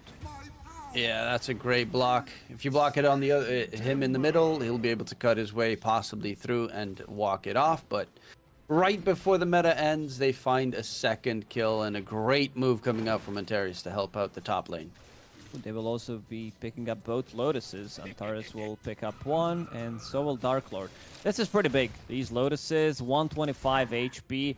Let's say you have a stick, so there's a lot of turnaround potential. Razor gets stunned in the top lane, so Static Link will not go off. Still, Solo might die. Fairy Fire stick available. Very close to dropping dead, and currently, luckily enough, the Chibi does have a healing salve, magic wand with 11 charges and a healing Lotus, so Dark Lord should be fine. But Solo's got nothing left. He's pretty much one bad look away from dying. Courier is already a tier 2 tower, bringing in some extra tango, so he should be okay. As you said, Dark Lord using that healing salve to go back to full HP. Just not a lot on the Terrorblade at this stage in the game. They're incredibly weak in terms of their HP pool. Luckily enough, otherwise the illusions would be even worse to deal with. Bottom lane, no real surprises coming in that lane so far. And Aincrad in mid, obviously he is slightly losing against Mellow, but he is still getting the farm that he requires. He's got the Bracer and the Wraith Band already done, and he does still have that Witchblade queued up. Yeah, he definitely needed some of these earlier items to catch up, because he was playing from behind. Can't really just, you know, rush Midas or anything. Needed some cheaper items, and him being universal hero, Bracer for a little bit of extra regeneration, since you don't have anything with Quas. Mars, yeah, will he just drop. gets burned down slowly. Luckily enough, they do get a counter kill because he spears Malady into the tower. But it is still the Mars dropping down. And Shigetsu having a very solid lane bottom side. As you mentioned, there's very little ways that they can actually kill off the Void. One of the reasons why he's maxing out his time lock. He understands that there's no need to use multiple time locks in this one. Some right clicks from Nature's Prophet, but yeah, he doesn't care too much about it. Again, top lane. Yep, there's the Antares TP. He still has himself the Sprout available. And Zayach is dropping low. That's going to be a second kill. Earn charge is in for Antares as well, and he is single-handedly destroying that top lane. 3 kills on the NP Pulse 4. Power of this hero. Even though it looks like you're losing one lane, mid lane, that's going to be a solo one. And speaking of solo, he might also drop if Melojule decides to run him down, but Antares is also there. This early earn pickup managed to secure them 2 kills in the top lane. Antares doesn't catch him. Get the catch on the NP. In comes Malady from the other side. They're just popping up from all over the place to get the kill onto Antares, and that is another huge catch coming through. And this is the Eastern European aggression that we know and love. They're constantly on the fight. Malady is now going to be the target, but Mello is really just back in action. Torn's going to connect onto Aincrad. There is no Firefly, but Aincrad, can he get away? No, the dust connects. Malady was ready for this move to come through, but Antares is also coming back in towards that mid position. The earn charge will be able to get the kill on the Batrider, and yeah, they're just constantly brawling, which means that the side lanes are just 1v1 matchups at this stage. This benefits Faceless Void a lot, who is level 6. Chronosphere available. They could go for a kill in this bottom lane. Needs to bring one extra hero. Faceless Void treads, Gloves of Haste, a lot of attack speed. But yeah, Einkrad not really having a greatest time in this one. Even though like Razor was supposed to have good time in his lane, Nature's Prophet completely ruined him. Lowest net worth core at the moment. They almost have the same amount of farm. Alberca is actually staying alive for the time being. Malady's going to be the one taken down. Alberca is not even going to drop. And the Chrono was used in that instance as well. So this is a very big win for 9Pandas. Alberca feels a lot more comfortable in the lane without a Chrono being available. Absolutely, but again, Antares is the one who's making the difference. Urn of Shadows, they get the kill. He uses it to heal Alberca, and also Alberca having like double bracer build. He might use it one more time on him, but as you said, without Chrono, the threat of a kill significantly lowers in this lane. And Darkwood is just jungling at the moment. He's top net worth of the game. He had a perfect time top with all the support coming through. 2 kills, 2 assists, 52 creep kills. Yeah, this Terrorblade, what more can you want? Pretty much having the time of his life on top of the net worth, 0 deaths on TB, level 7. When you can farm the lane and farm the jungle at the same time, you know things are working out really well for you. Malady will place some deep observer ward into. They got really good vision on the Radiant side towards the mid area. And they want to go for Dark Lord. They're all grouping up slowly towards the top side. But you're going to have to try and get past Solo first, who is literally blocking the entrance. Oh, he walks away at the worst timing. Zayach will be able to spot out Dark Lord at least, but Mello is pretty far away still. So yeah, they're not actually going for the engagement. Instead, Zayach is going to be the one that gets caught as a respawn skill there. And Terry's is now level 6. He hit him with the Wrath of Nature. Towards mid, Einkrad spots out Mello. Wants to probably go for Nefrit because that seems to be the easier target, but he's going to stay far away. Navi needs to use this Kunkka. He's going to be rushing Aghanim Scepter as his first item. But they want to use this boat to try to land a kill. Antares is getting way too much. Antares is popping off Spirit Vessel. 9 minutes already finished. That's going to be their damage over time. It also gives them a lot of tank ability, sitting at 1200 HP. Yeah, it's actually not going that problematically. The fact that Antares is playing pretty much 3.5, has a full Spirit Vessel already done, it makes things a little bit more problematic. Solo gets tossed back. There is going to be Malady trying to go in on Einkrad, but he doesn't have Lasso yet. So the Batrider kind of needs to dip out and focus his attention on towards the Solo. And will be able to at least get another kill. But they are 1k net worth ahead currently on 9Pandas, and I don't think there's any way that they're going to stop this TB from farming unless they send out the Faceless Void. He's behind. Nice. Level 1 toss. He's going to be able to get it. Coming in, and this is dangerous. Ghost Ship comes flying in, but Malady's already dead. And Zayach on the run. Well, they know he went topside. They do ping it out, and they'll get the TP to safety. It's very expensive for Tiny to use all of his mana. He used the full combo, so that's 210 mana. Plus a dust, which is 50 gold. And then you also have, like, TP. So he TP'd out. So this is going to be the kill on Einkrad. So that's not bad. When I said 50 gold, I meant 80 on dust. But yeah, some very expensive. As Tiny, you need to have that mana sustain coming out from something. You can use bottle. Melojul can use the bottle on him, or he needs to find a neutral item. But some good moves, as we said. Navi having a much better lineup in this one, and it already shows.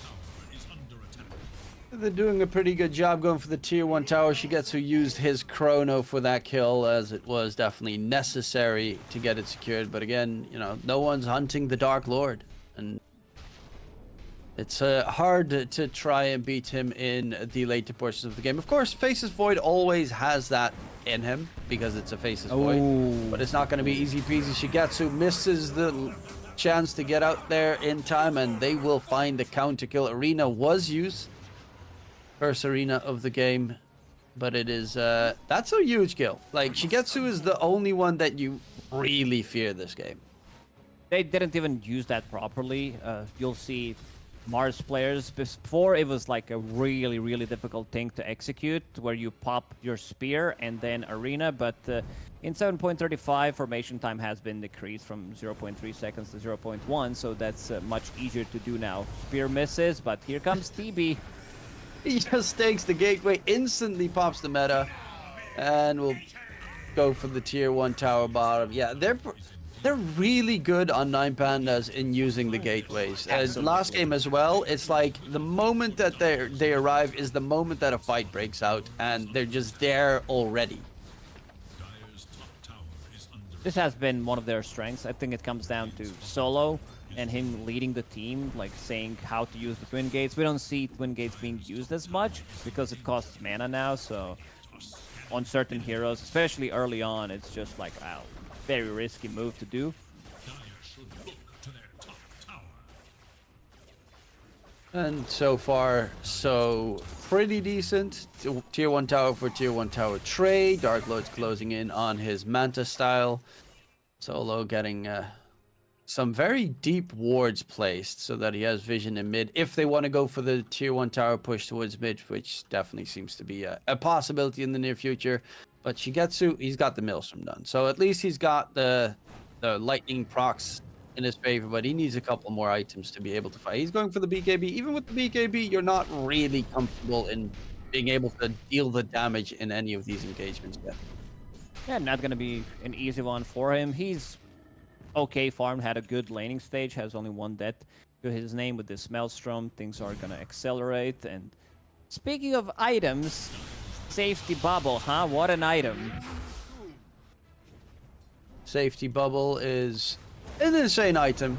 I think it's broken. I actually, yesterday, I was watching a Terrorblade with safety bubble, and his illusion took had 3 hits from the tower, and I was like, why is there no damage reduction on the illusions with safety bubble? That makes no sense. Well, just the way it is. It works on illusions for some reason, and yeah, that seems a little bit OP. Even without working on illusions, the item is just so good. It's 5 HP reach, and let's say you're farming on Dire's side, and you have regeneration coming out from these like mighty mines. So you have 12 HP regen plus your own regen, so you could be sitting at 15. You'd never need to go heal. Arena down. Going for Zayic. Mello is nearby. Zayic dropping low. Not dead just yet. Alberca has a blink in a second, but it's not needed. Solo will be able to find the finisher there. Yeah, they're the ones making plays. I mean, you got a chrono. You probably want to use it off cooldown as much as possible this game, because otherwise you're not going to outfarm a TB. It's just is not doable. Gigantic, dude. The TB is level 11, about to be level 12. Dragonlance Manta style done in 15 minutes. I just saw something that was just straight up BM. While TB was farming a camp, Faceless Void got a time lock proc off on a range creep, and in the middle of the time block proc, he actually deny creep. What a tryhard, man. This is where you start all chatting. That's just disgusting Dota. That's honestly considered BMing. Dark Lord has been pretty impressive so far in these qualifiers. Not the familiar name, but there's a lot of these Eastern European players who are very high MMR, and they just need someone to like lead them, give them a chance to play in the team. I mean, Eastern Europe's always had top tier safe laners. It's without a doubt. You put up a list of the regions and the safe laners. I think Eastern Europe is probably the strongest in that regard. because you got so many. You got so many that even EG had to nerf them by turning 2 of them into offlaners. So it just goes to show how much they've got in stock in terms of their safe laners. Yeah, you even had like 2 safe laners playing in the team. We're talking about Bet Boom, where one of them needed to play a different role. And both of them are familiar with that role. Batrider, Lasso bottom. Antares will get the solo kill. Melajul needs to get a return kill here. They will get a 1-for-1 trade, and it's a pretty big one, because it is a 4-kill streak secured from Antares. He is going for that Mage Slayer, so if the Voker's not going for it, well, actually Voker's also going for it, so you're gonna get a couple of Mage Slayers in this game on the side of 9 Pandas, and yeah, I mean, it just shows you exactly how strong that item is. It's OP. We talked about safety bubble, but real items that you can purchase in-game. Mage Slayer definitely up there. S tier. Yeah, luckily enough, you can't upgrade it into a Bloodthorn, because if you had that combination now, it would be even worse. There would be 5 Bloodthorns on each team every single game. Guaranteed. I'm happy that Valve did realize that we're making the item pretty strong, so let's not make it OP. We make other stuff OP, like Solar Crest, we made that one OP by accident, but that was only for a couple of weeks. Aincrad does get spotted out, Tornado trying to stay alive. There is no lasso available, good swap comes out, or attempted to swap. Actually, the X-Mark was still dragging him back on the side. It's going to be a second, make that a 3rd kill here for Na'Vi. They get a good fight going, Antares TP's in, and now hit by the Torrent. Make that 4 kills in favor of Na'Vi, right in front of the enemy's tier 1 tower that they can just push down. So a very solid engagement. Massive fight for Na'Vi. This was with BKB reveal on Nefrit, and then Kunkka with his Torrent Storm. I believe he didn't even use it, but Aghanim Scepter was available. Shigetsu didn't even use his Chronosphere, so they could do it one more time. That swap wasn't really on point, because he was already X-Mark, so he basically swapped him in the same spot. They need Terrorblade. Dark Lord needs to be in that fight, but he's going in all on damage right now. I see like casual Crystallis. Grobo is also available on him. They need to use Dark Lord because they are very limited when it comes down to how much damage they have. Solo got caught out. There's also the Torrent Storm now available for the Kunkka, and a 1-for-1 trade because Maldi does get taken out in the end. But all of these fights, as you mentioned, without Dark Lord, he's got the damage that they would be lacking in those fights, and he's the scary one. If Chrono is going to be used, I don't really think you want to take a single fight if the Terrorblade is anywhere close. You need swap. You need to have swap available so you can swap your Terrorblade. Most of the time, he's going to be the one they want to target with the Link, with the Chronosphere, try to bring him down. Because right now, Invoker is not having that good of a time. He's even less farmed than Nature's Prophet, so he needs some time to recover somehow. So Antares has his Mage Slayer done.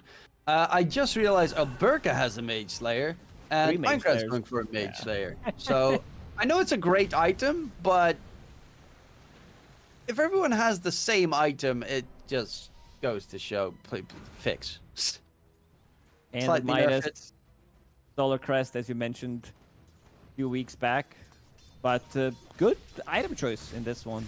Most of the damage that they have is magical. Like Time Lock procs, Mjolnir procs, everything from Kunkka pretty much. Razor is a bit of a mixed damage, but Batrider and Tiny also magic damage. I cannot see why they're picking up the same item. Another kill gets secured onto Maldi. It's a little Batrider +5, so not really too problematic there if it dies. And they're going in towards the Roche pit. Aegis is, of course, the perfect counter to a Chronosphere. It's as good as it gets, but it seems they might know something's up. Because it looks like they're going to smoke up. Yeah. 2/3 of HP. I don't know if they're going to be able to like bring it down in time. Okay, they're going back, picking people up, so they needed to pick up Shigetsu, who was not smoked. So this might give them enough time to actually kill Roche. So Na'Vi get out not quickly, fast though. enough. And the smoke gets broken on the Freet, so they know the rest of the team is coming in. Quickly dip out. Get the XP rune and possibly also the Tormentor. It's if you get a free shard on the Vengeful Spirit, that's huge. Vengeful Spirit shard is amazing. Yeah, you don't want to spend gold on that one because there are other items to buy. But yeah, if they can get it for free, that's pretty massive. Of course they won't because he's a support and no one loves supports, but that's just the way it is. There's always better things to do for your cores. The only time they will kill it is if your like 2 supports bought a shard, and then it's like guaranteed one of the cores will get it. And it's Yeah, like, where okay, you have let's to do it. Then they start being very vocal about it, start pinging, let's do it. This is very important. I always tend to, in my games, say when a support has like the shard built up, I say like, oh, he can get the shard and he can get the shard, and then they're like, oh, really? Didn't notice that. Okay, now I can go for the shard. Indeed. That's a good Especially strat. offlaners, they're like, okay, now I'll actually put in the effort, even though I'm Slardar and I can solo it, but There's still then they don't get it, then I get pinged. 6-7 heroes that can solo kill it. Who's pinging it? Solo is the one pinging it now. He's like, guys, let's do it. Alberca is here as well. Because you know why Alberca is here? Because Antares bought Shard of his own. So exact same thing that you just said. You know, these offlaners, if they see Shard on one of the supports, they want to do it. Thing is, your Terrorblade Shard's pretty doesn't good, give though. a damn. It's a Terrorblade as well. He doesn't need to be anywhere else. He can just take the Tormentor while his illusions are farming the rest of the map. You don't have to physically be there to farm creeps. Oh, but Nefrit does get spotted out. Dark Lord's walking in. They have a Chrono nearby, though. That's a bit scary. There is going to be the Swap, TP he's a through bit the too far. gateway, and yeah, Solo is still only level 11, so Nether swap level 2 a bit too far away. But they force out a BKB TP on the Razor. That's a couple of pretty good cooldowns used.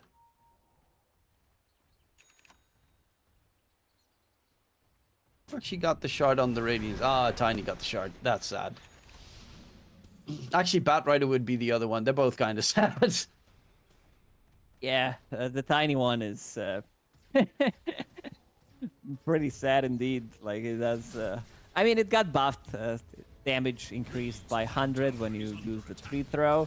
But other than that, like you can try to farm some waves with it. Most of the time, you'll use your combo to farm the wave, because you don't have any attack speed on position 4.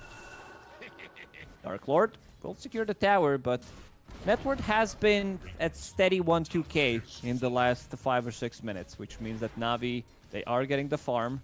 They are farming the map nicely. Invoker's not getting anything done. That Zayt just placed that sentry as well. Aincrad thought he was safe to walk behind enemy towers and is very much going to get caught out by Zayt, of course, who has some experience playing with Solo, knows his mannerisms and his team's capabilities. I said Aincrad didn't do much on Invoker, and I was wrong. He just did. He fed some gold to the enemy team. It was a nice play from Zayat, placing down that sentry. But he's in a real trouble. Like, we're getting in territory where your position 4 Tiny is getting close to your Invoker's net worth. Yeah, luckily enough, you have Antares, who is pretty much just AFK farming that top area the entire time, ignoring everything else that's going on the map, closing in on towards his Aghanim Scepter. And the farm continues. Dark Lord, okay. They're pinging it out. Foker's even pinging out the Tormentor. This might be it. The 2 other cores are here. Finally, we get to see it. Alacrity buff comes out. Dark Lord takes a heap of damage, but it will drop. And that is going to... Oh my god, of course. Wait, did... Yeah, because he's lower net worth. Mars is oh yeah, 1,000 gold ahead of him, even more. So he's fine with that. One of the reasons why he showed up in that Tormy fight. It's a good shard. It's a sad solo though, but it's a good shard. All of their shards are really good actually, except for Terrorblade. That one's kind of meh. Yeah, it's not. I've seen you know, it was a bit stronger back then, but. Some of the Chinese carriers tend to pick it up like relatively early on, just to have like more farm when you're in melee form. Aegis gone. Not much has been done with it. Na'Vi, they're in a good spot, I would say. They have great scaling cores. That was on the very edge right there. The observer ward spotted the mouth. Batrider blinks in, out of range for the lasso. Tiny blinks in with the avalanche. Half a second too late, and the Voka gets away. But yeah, we were talking, of course, about Aincrad's net worth is not doing too well, but look at Dark Lord. Look at his farm. It is insane. All he needs this game is one swap from the Venge once he gets hit by Chrono. That's it. And then he can just melt his opponents.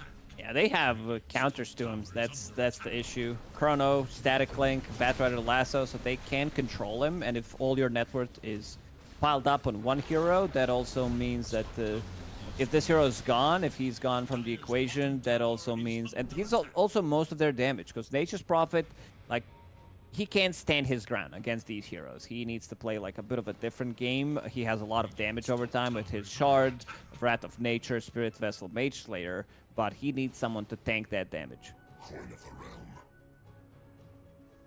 Well, let's see what they can get done towards mid. There's a smoke rotation coming out. Nefrit's got the Shiva's Guard done. They have a Blink 4-staff on Malady. Dark Lord's the first one spotted. That's a scary position to be in. Walks back in. He actually walks in with the real one right towards Malady. In comes the Metamorphosis going for the fight. The Chrono from Shigetsu at the ready. He's not going to use it. Knows that Solo is nearby and out of range. Nice Chrono. Placed. That is as good of a Chrono as you can get. Solo was too far away. And they find themselves 2 kills. The rest of the team are on the run, and Terry's, he's trying to disengage, but will be surrounded. Nice 3-man tornado from Aincrad, but there is no way to keep their NP alive. And yeah, that was impressive. The sheer will there from Shigetsu, waiting, where's Solo? How can I really make sure that there is no possible save coming through? And he hits the as good as it gets Chrono. Yeah, they can also make mistakes on their side. Even if this like Chrono doesn't catch both of them, I still feel that they lose that fight. The Terrorblade focus down Tiny, who pops Ghost Scepter and lives. I mean, their damage output without Terrorblade is really not there. These spells from Invoker, they tickle. This is level 14 Invoker we're talking about. The Vengeful Spirit also doesn't deal much. So if they take down Terrorblade, I feel like every single fight is going to be won by Na'Vi. And they're currently definitely looking like they will be capable of turning this in their favor. Net worth-wise, it's still pretty even, Stevens, but you mentioned it. TB's dead. There's no damage left in the team. And they all have to just quickly bail out from the area. They also don't have control for Faceless Void. They don't have like a single ability that goes through debuff immunity. Sure, you have like swap, but that's not what you want to use it for. Like there isn't like anything that Faceless Void is afraid of. They have damage reduction. You have 2, 3, 4 heroes pretty much who want to go in and make a mess in the front line, so Faceless Void can do whatever he wants. So Shigetsu should be pretty fine, even though the game, in terms of net worth, it says slight advantage for 9 Pandas. I feel like this game is 95-5 for Na'Vi. On the Nefrit might get jumped here. Does have a BKB. Alberca needs to get that Blink Spear coming in. Roche up in a minute and a half. There's going to be a jump, and it's actually the wrong one that gets baited in because the Voker gets lassoed. Swap save coming out, and Aincrad walks away with the BKB popped on the side. And Terrors is trying to get the control in onto Nefrit. Shigetsu is hammering away, has the Chrono, throws it out onto Dark Lord. Do they have the damage to take him down before he gets his Sunder off? And he almost gets the Manta Sunder play going, but will lose his life. The rest of the team has to quickly TP to safety, and another team fight victory comes out from Na'Vi. Yeah, it's just, you know, you hit the Chrono, he dies in that. He did go for a pretty greedy build and doesn't have enough sustain to stay alive against the Faceless Void. He does have this Reaver. It's just that he doesn't get to hit people. Has Paladin Sword, but dies in 1 Chrono. Faceless Void just focus him down. If there's no swap available, I think this swap needs to be like 100% used on Terrorblade. Otherwise, you're gonna be losing fights. Sure, you got a couple of kills, but your Terrorblade hasn't done damage in last 2 team fights. couple of like maybe 3-4K total, but that's not what you want from your TV. Yeah, it's very problematic at this point. Einkrad walked in again. Obviously, an Invis doesn't expect there to be a sentry, but he does get caught, and that forces the solo swap. So they don't have it for the Chrono thereafter, which is problematic. Solo is realizing he is lacking the range, so Aether Lens might be the added tool. Aether Lens plus 18 should be enough to, wherever the Chrono gets thrown, be able to get the swap to safety. Even chose Psychic Headband as his tier 2 neutral item, so that's gonna be, you know, a little bit of extra. And now Na'Vi, they are the ones killing Roshan. I don't think there's gonna be like contest coming out from 9 Pandas. There is Metamorphosis available in 20. Minecraft, he's like playing that position for Invoker, being very in their fights, and Taris TP's in. Let's see if he can steal it. This would be pretty big. He does not get the steal, but it goes on to Mellow, which is actually not too bad. It could be a lot worse. He sold the banner. He got the banner. Yeah, that was a nice play. I mean, it's Tornado, and then he TP's in. Sprouts Tries to himself sprout so that him. they can't see him. Because they only had one Quelling Blade available, and that's on Razor, on Nefrid. Chrono again. Used topside. Alberca taken down by Shigetsu. He's got the level 20 talent, so he's got the massive amount of attack speed inside Chrono. Still even Stevens at the moment, and the fact that Kunkka's got the Aegis, it's negligible, right? Who cares if the Kunkka has a second life? Yeah, interesting build by Kunkka, going for Bloodstone to increase the AoE. So that's gonna be pretty nice with all his abilities. I was like testing some things out yesterday with Sanking, with his like level 20 talent, so Epicenter increases, and with the Bloodstone, it's full screen. Like Epicenter pulses full screen.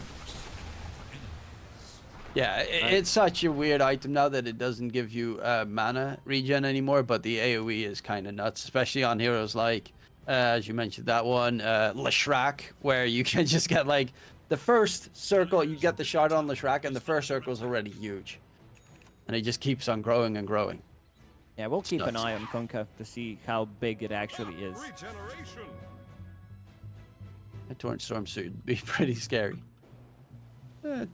Torrent's pretty big. It's massive. Yeah, that's a bit of a problem. He's also going Octarine Core next, so it's just going to be spam spells upon spells. Actually, then the Aegis might be really good, because you have so many spells you can throw in a team fight. Constant 6-second torrents. That will be, what, 4.5-second torrents? The quest for ultimate glory continues. Dark Lord going MKB next. Is there... Oh, there is no evasion on any of these heroes.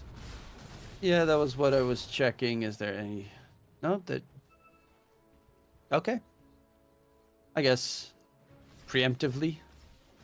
Might change his mind, might upgrade this Dragon Lance, get Hurricane Pike for maybe a little bit of extra survivability so he can push Faceless Void when he jumps in, break the static link against Razor, but he is committing. He wants all the damage in the world.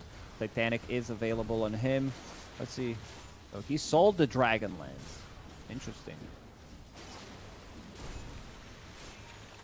Yeah, so he is actually going all out on that MKB. I was thinking, you know, if you... Swift Blink might be a nice one so that you have that burst. You've got the Daedalus. If you finally get a moment to actually right-click someone, you might be able to kill off Shigetsu, for instance, who is now bottom being hunted. They place an Observer Ward. They spot him out perfectly. Is Alberca going to hit the stun? Throws it out. The spear connection is there. Solo with the stun on top as well. And they find Shigetsu. 80 seconds. He's dead. Luckily enough, no lanes are being pushed in as we speak just yet. But that's everything. He also didn't have the Aegis, so you don't have that problem. He's close to his Lincolns now. These like small plays that they did where Antares stole their banner and forced Kunkka to pick up Aegis was pretty big because Faceless Void would definitely pick it up, and as you mentioned, Lincoln Sphere almost finished. They need those hexes. 9 Pandas, I think it'd be much better game for them when they finish those hexes. Minecraft going for 1, and so is Alberca. So, getting closer and closer to it. Alberca might actually have it. Yeah, Scythe of Ice. That's going to be a pretty nice item to use soon enough. Of course, with the Lincolns getting close on the Faceless Void, it's a little bit harder to control him. But nonetheless, any little bit helps. They've got multiple tools at the moment. Nature's Prophet, he also actually has a Crimson Guard on the NP just to try and keep the Terrorblade alive inside the Chrono. I mean, at this point, you might as well just go like E-Blade or Wind Waker to try and keep the Terrorblade alive. He's tanking up as much as possible, which I don't mind. And he also picked up a level 20 talent, Sprout Leashes. So that's going to be a great way of dealing with Faceless Void. Yeah, he can't move. He doesn't have a way out. He's going to be reliant on Bat Rider just taking down the trees with Firefly. How does that work with Lincolns, actually? Because it technically turns into a target selection spell, right? But does it, like, not... You can cast it on ground. You can just, like, cast it on ground. You don't necessarily need to click on him. There's ways around it. Yeah, I was just wondering how the interaction exactly works. I don't think Sprout procs Lincolns. Okay, yeah, that could also be the case, because I don't think I remember Lotus Orb being procced either. You're getting sprouted yourself.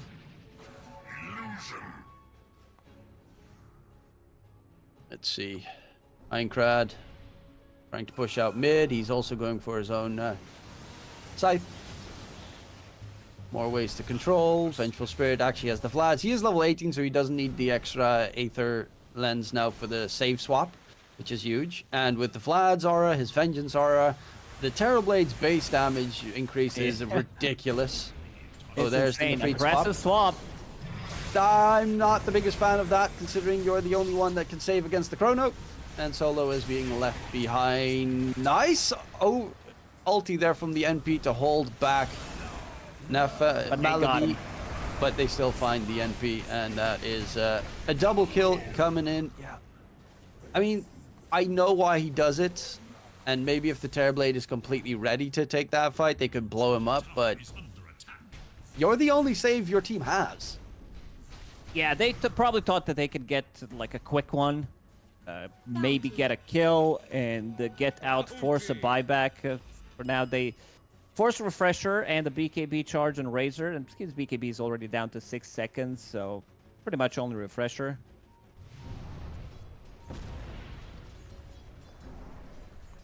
Shigetsu, he's going for... I mean, Satanic is a great item, though we haven't actually seen the Faceless Void need anything so far in terms of survivability. He's only been really jumped once. And Aincrad gets spotted out. Malady again catches the Voker out, and Malady doing really good jobs in these catches. Yeah, also picked up the gem, so he can see them. There is not a single observer ward across there. There is like one, and they just placed another observer ward. But yeah, in terms of aggressive plays, they can't really go for these pickups because Malady is getting rid of some of the vision that 9 Pandas placed. Oh, it's getting harder and harder for 9 Pandas the later it goes against that Faceless Void. Eventually, you're going to have a Faceless Void with a Refresher Orb, and then there's you're just not going to have enough saves. Yeah, he's the ultimate carry. When he gets 6-7 slotted, this hero becomes like, okay, well, you use buybacks, they go back, they reset, and then they do it again. So, no real counterplay to it. There is this swap that we mentioned, but a lot of times he's been forced to use it on a different target.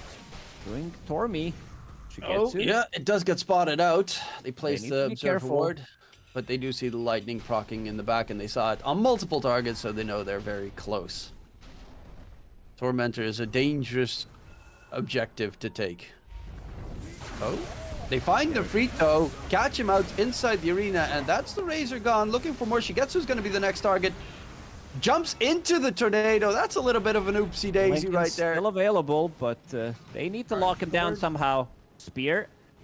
Where's Mars? Darkwood doesn't Alberta. have any way to catch anyone. No Blink Dagger, no control, no shit. Alberta is going from a different direction. He might see them. Buyback from Razor. Malady with the lasso onto Aincrad, and the Voker will be taken down. Buyback from Razor indeed coming through. Mello with his Torrent Storm going ham. Dark Lord right-clicking up against the feet. His damage is being stolen. Currently, Shigetsu still has the Chrono. He doesn't know where Solo is, and there's going to be the save swap coming in. But the toss back He from got Zaya. and toss back. Oh no. That's disastrous. Antares, they might kill off Shigetsu actually. Alberca, the right clicks are there. Antares is the real carry here, trying to go ham, and the Freak pops the BKB and goes back in, but Antares will be the last one down. They do manage to at least find the Faceless Void, but it cost them their entire team. Oh, this was pretty massive. Nice play there coming out from Zayat with the toss back. As you mentioned, the instant swap coming out, but he was so ready for that play. Roshan is going to respawn right now. This is Radiant Rosh, so we'll give him Refresher, another banner. But seems like they want to take out some tier 2 towers. Faceless Void still dies. Like, you can see that if they can lock onto a target, one Hex, one Spear Arena, and Terrorblade gets to hit freely with Vengeful Spirit, Aura of Lads, whatever, these heroes just evaporate. And one of the reasons why he decided to go for MKB is to maximize his damage output and also not to care about staticling. Because you can still like deal damage even if your whole damage gets drained, you're still gonna get those procs.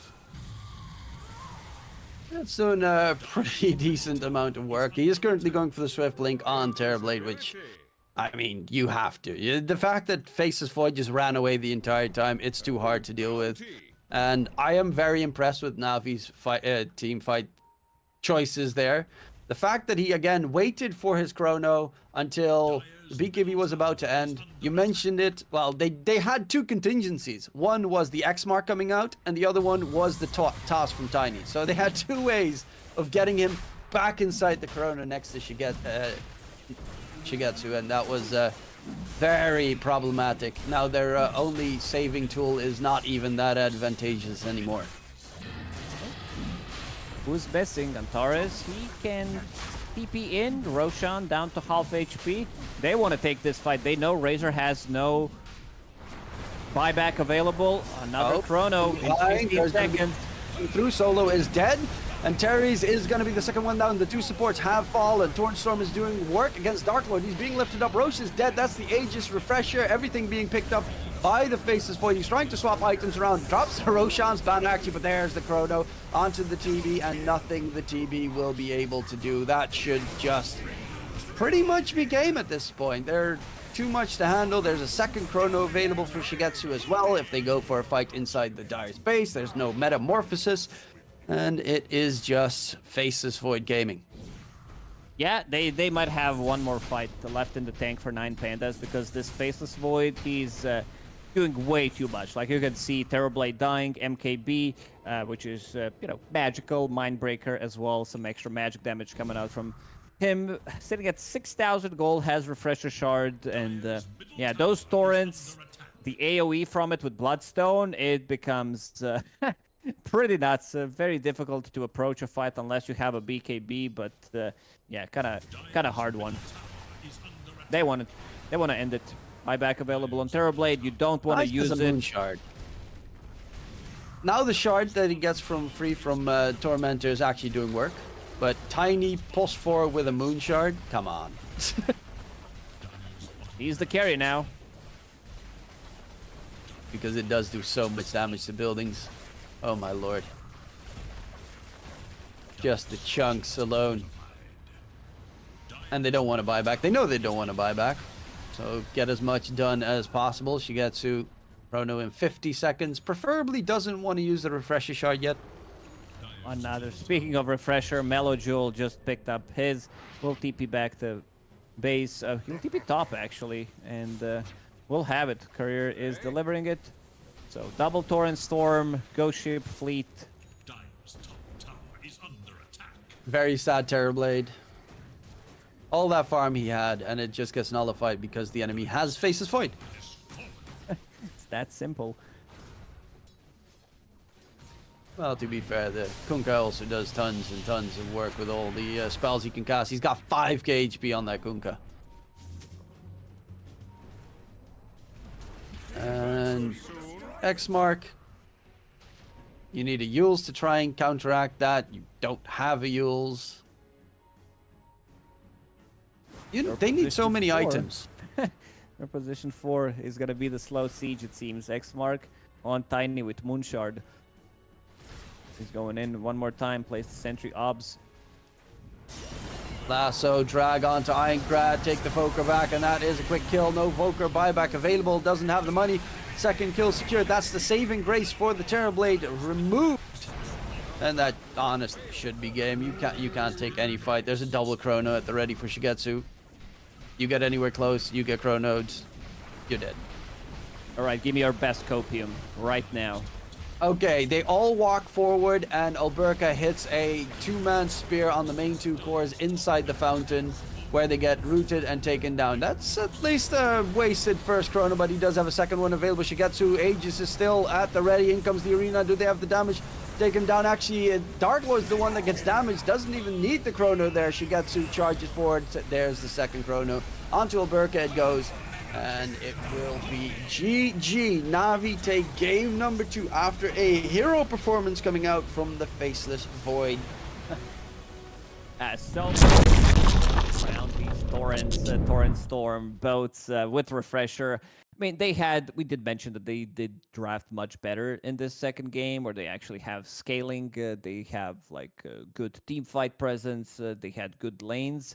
If Antares was playing different heroes, something that was unable to move globally early on, because this is what kind of gave him advantage early on. Even with all this farm that Dark Lord did have, it was not enough. You're playing into Faceless Void, you do have swap available, but other cores are also doing amazingly. And so did Malady on this position 5 Batrider. He was the one completely ruining an Invoker. Ironcrad, this is level 30 Invoker we're talking about, had a really bad laning stage, and he was unable to do anything in the game. Like, he was always playing from behind. Tiny at one point, position 4, Tiny took over, and it was just a horrible one for him. Your Nature's Prophet, eventually he's going to start to lose damage output.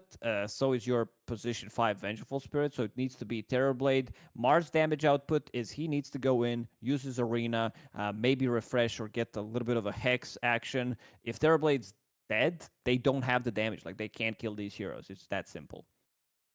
I think this does show if the game goes wrong for Evoker, especially. Like Hanamitis, he didn't go for that build, the Spirit Vessel Hanamitis. He tried a different build.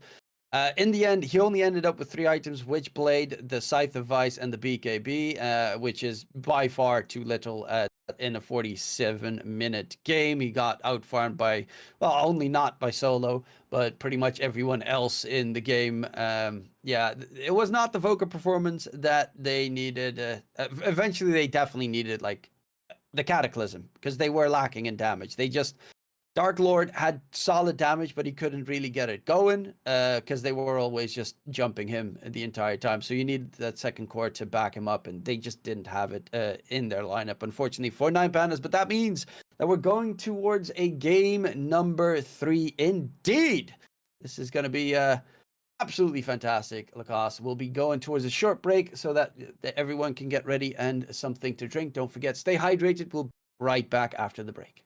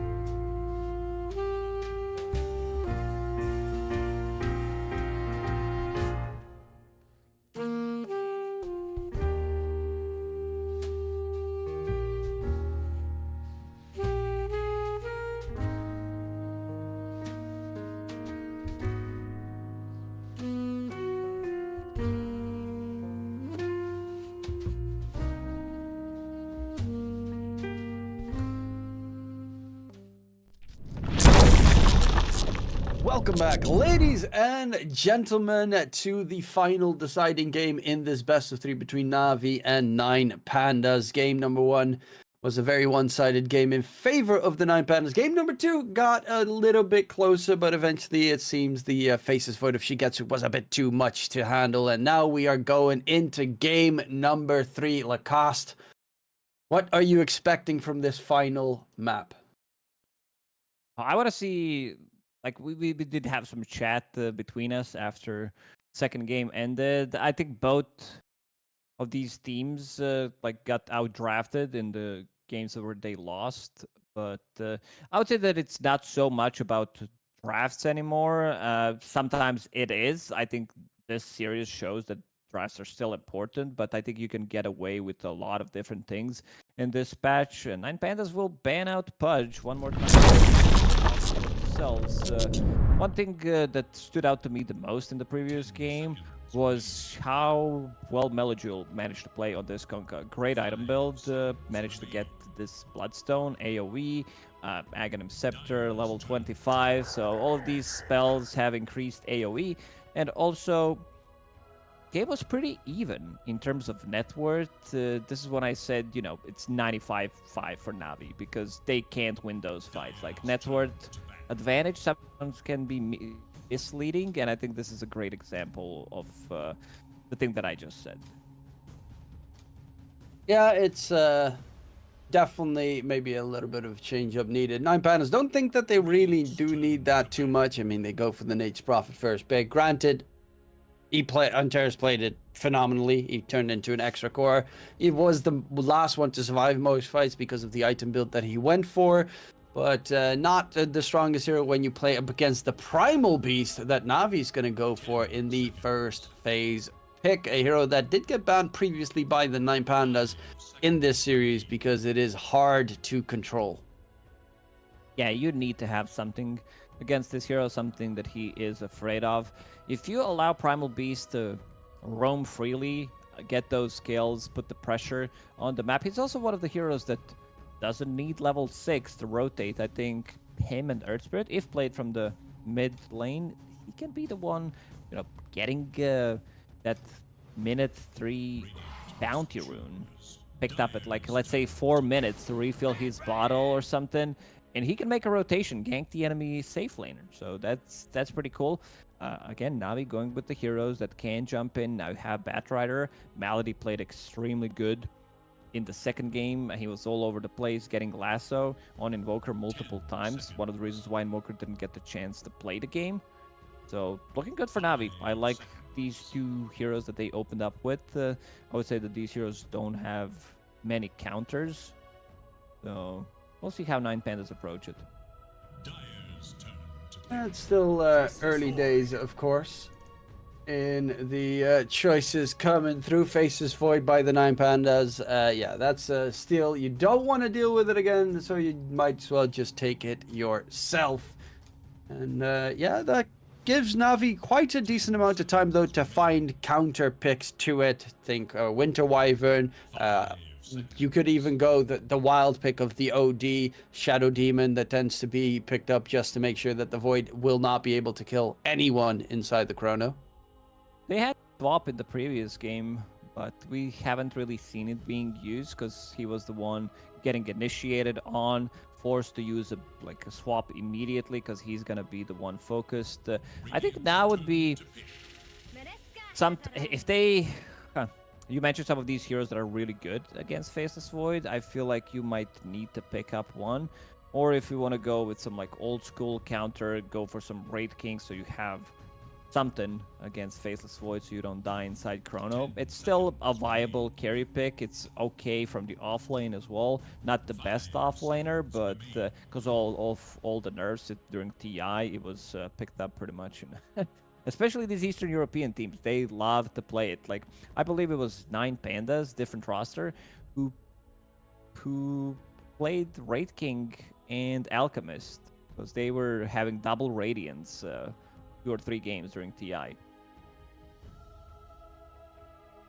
Yeah, that is it is a scary hero. The flexibility that it has as well on Dark Willow to go towards the late game, where you're like, okay, might as well get an Aghanim Scepter and be a right clicker. So, because it is also nice damage for inside the Chrono, it's also great damage. The combination for when Chrono gets used, that you throw out the Terrorize afterwards, so that it's a lengthier duration of the enemy being controlled. You got roots all over the place, and as just purely skill based, Dark Willow has kind of everything. You can't target her. She's got a root, she's got a stun, she's got a fear, she's got tons of damage. It's one of the most obnoxious heroes to deal with in Dota, I would say. It does not get picked up as much as I would have initially expected once the hero got released, but it still has its very good place in being annoying. About it though, doesn't really care that much about Dark Willow. He's got multiple tools to get rid of the debuffs. Yeah, and it's also a hero that doesn't die inside Chrono. He can save people, and time dilation is the big one. Primal Beast doesn't like to play. Batrider gets completely countered by it, one of the reasons why they picked it up. So Abba will take care of it, and Dark Willow, as you mentioned, some of the spells are really bad against Abba. I mean, he can't use it on multiple heroes, but there is another save against Sprout, against Faceless Void, not during the Chrono, but overall they have multiple ways of choosing where they want to fight, and these are all pretty beefy boys. I like what they have. They have tons of magical damage, damage on the ground. I don't think this is going to be an easy game for Dark Willow by any means. You're playing into Primal Beast, so if you get like caught, you try to use the Shadow Realm, there's no Bramble available, Batrider as well, Snapper, so much damage that can be thrown onto the ground, which Dark Willow doesn't like to play into. And as you mentioned, the important factor of they just have a lot of tanky heroes. Hard for the Faceless Void to kill, especially in the early game when he doesn't have his level 20 talent yet. The hero does have lackluster damage inside the Chrono, so that might be an aspect for Nine Banners to look at too. They could go for another Voker. It has not been banned just yet. You get the Voker, Sunstrike, Cataclysm. It's an easy setup this time, so you can definitely go for the more Exort oriented build in that regard, which I think would be a solid option to go for. I would like to see this Snapfire actually, you know, even though it's really not probably going to happen, but there is a safe possibility with the Snapfire going for an Aghanim Scepter at one point, which obviously I hope to see because I love the gobble gobble. So they are doubling down on team fight. I was thinking about maybe getting Legion Commander to have, you know, some spell against Batrider, instant catch as well, Magnus. So this means that they want to farm a little bit more. This could also be mid Magnus, most likely going to be played from the off lane. A good scaling lineup from Nine Pandas, so they might be in for a long time in this one. Yeah, it's both sides actually have a very strong lineup. Nine Pandas is more oriented around the big team fights, ultis, whereas a Navi is more, well, they're constantly chasing after you. They're just really a dive lineup. Snapfire, Batrider, Primal Beast on top of you, which is something that Faceless Void does not like. Dark Willow neither, as you previously mentioned. But it is always scary to play against the Magnus. The random Blink Skewer coming out is deadly. And they have no real ways of keeping their allies alive from that move.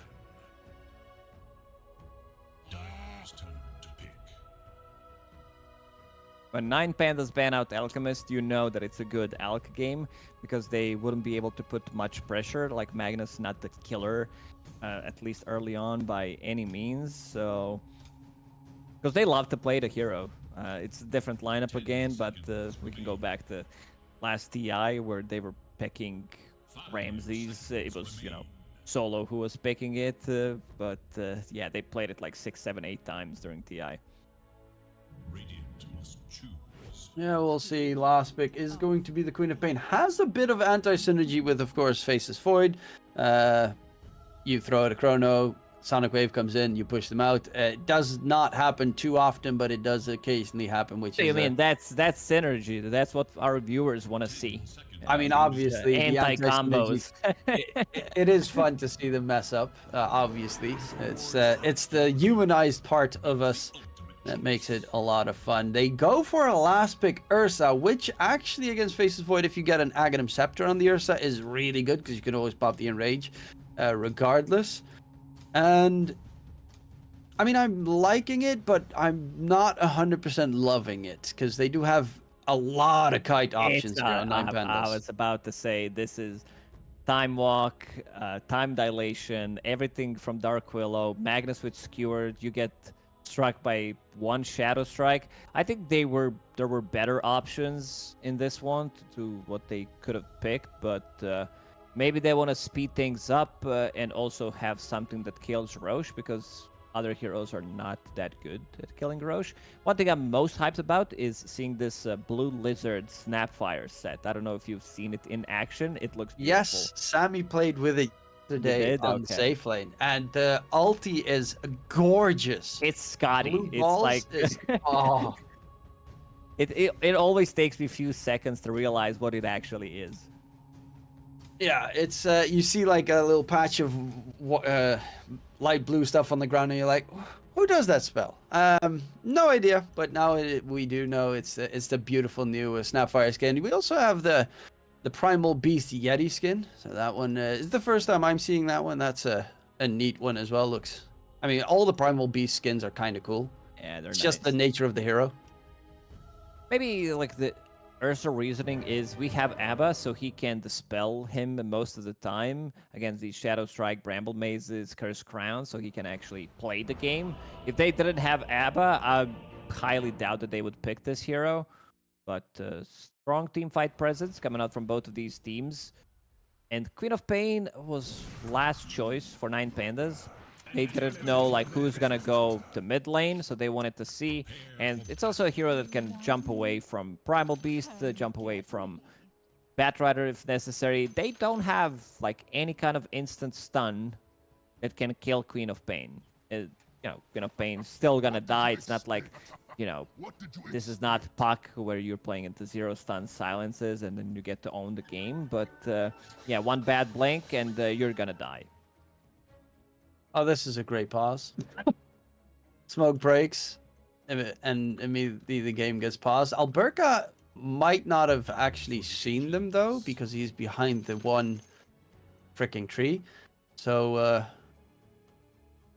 we'll see how that little engagement will go forward. It seems there is some lags issue. I do notice it a little bit myself again. But, yeah. It's I do think that the big situational factor here is going to be that Abaddon Nefrit, safe lane from the off lane in this game seems to be very good. You can dominate that lane against the Faces Void Nature's Prophet very easily as an Abaddon, because Leap has such a long cooldown. You just get a couple of hits in, you throw out the silence, and he does melt quickly, especially if you've got the Snapfire damage right behind you, so that he gets. I think that lane could be very hard for the Faces Void, and later down the line, if you get like Harpoon plus the Manta style, you blink on Quap, and before Quap even gets her blink off, you already silence her. Same story with the Faces Void. It is pretty scary, this game. It is. Problem is, like, how do you get to that part? They have a good amount of like lockdown. Primal Beast checks a lot of those boxes. It's one of those heroes that I think everybody loves to have in the team, because you know that you have something that goes through debuff immunity. You have hero that wants, like, this hero doesn't want to farm. This hero wants to gank. This hero wants to keep fighting all the time, so it's always good to have. And he comes online super fast, especially from the mid lane. You'll see like Primal Beast being level 8, level 9. You carry sometimes being level 5, level 6. It really depends. And this is where hero really shines. These constant engagements and the pickoffs. So I could see Abba, like, Nefrit had a really good game. He was staying on top of net worth in game number 1 for a long time. It's just that he couldn't hit heroes. In this game, there's a little bit of a better control, or a decent amount of control. You have the lasso, you have the cookie stun, and the Primal Beast that managed to lock people down. Also, they're not the fastest at disengaging on 9Pandas. They have 2 heroes that are, and well, actually 3 heroes with the Magnus, but if they get silenced, they're done for. And that's exactly what Nefrit just needs to get done. Obviously, laning stage is going to be an important factor in this one to get that early advantage. Ursa feels like he's going to get kited a lot this game. But if you have 2 right-click cores and the Primal Beast just making mayhem happen in the middle of a team fight, I definitely can see Na'Vi turning this into a win for them. Especially because with the Abaddon, you have Tower Push and Roche, and with the Ursa, you have Roche and Tormentor. So they have multiple ways of taking objectives, whereas 9Pandas have kind of none. Yeah, their heroes are not good at like sieging. They are good at farming, maybe splitting the map because they're hard to catch. NP, Faceless Void, Queen of Pain. But if they group up, they can take down Roshan. Sieging the high ground is not going to be as easy, so this lineup relies on taking Rosh. And also, if you manage to steal Rosh from Ursa lineup, that's a like double dub pretty much. It's always scary. I don't think that they should be able to. I mean, look at this Radiant lineup is just a Rosh smacker. You even have the Snapfire with the little Shredder armor reduction. I'm wondering how good Solo is going to be able to perform on the position 5 Nature's Prophet. Of course, last game we saw Antares do a superb job on the NP, but position 5 NP tends to be a bit more sacrificial. Solos tends to be a bit more sacrificial than Antares, so will he be able to get enough farm to have any impact on the hero, or will it all just go to the Dark Willow and we get Antares, the actual core coming into play? Yeah, it seems like they're lagging a lot. Faceless Void managed to reconnect, and so did Ursa, but asking for an admin. They're all good. Seems like they're good to go. Aincrad. Shut up. Admin question mark? Yes, I am here. Oh, and Shigetsu's gone again. No. Just no. Oh, He's and back. he's back. That's a quick one.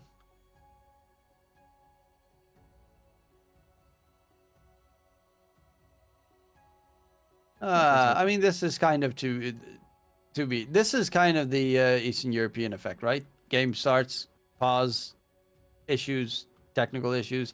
I don't know why. I'm also experiencing lag, so it's definitely Valve server related.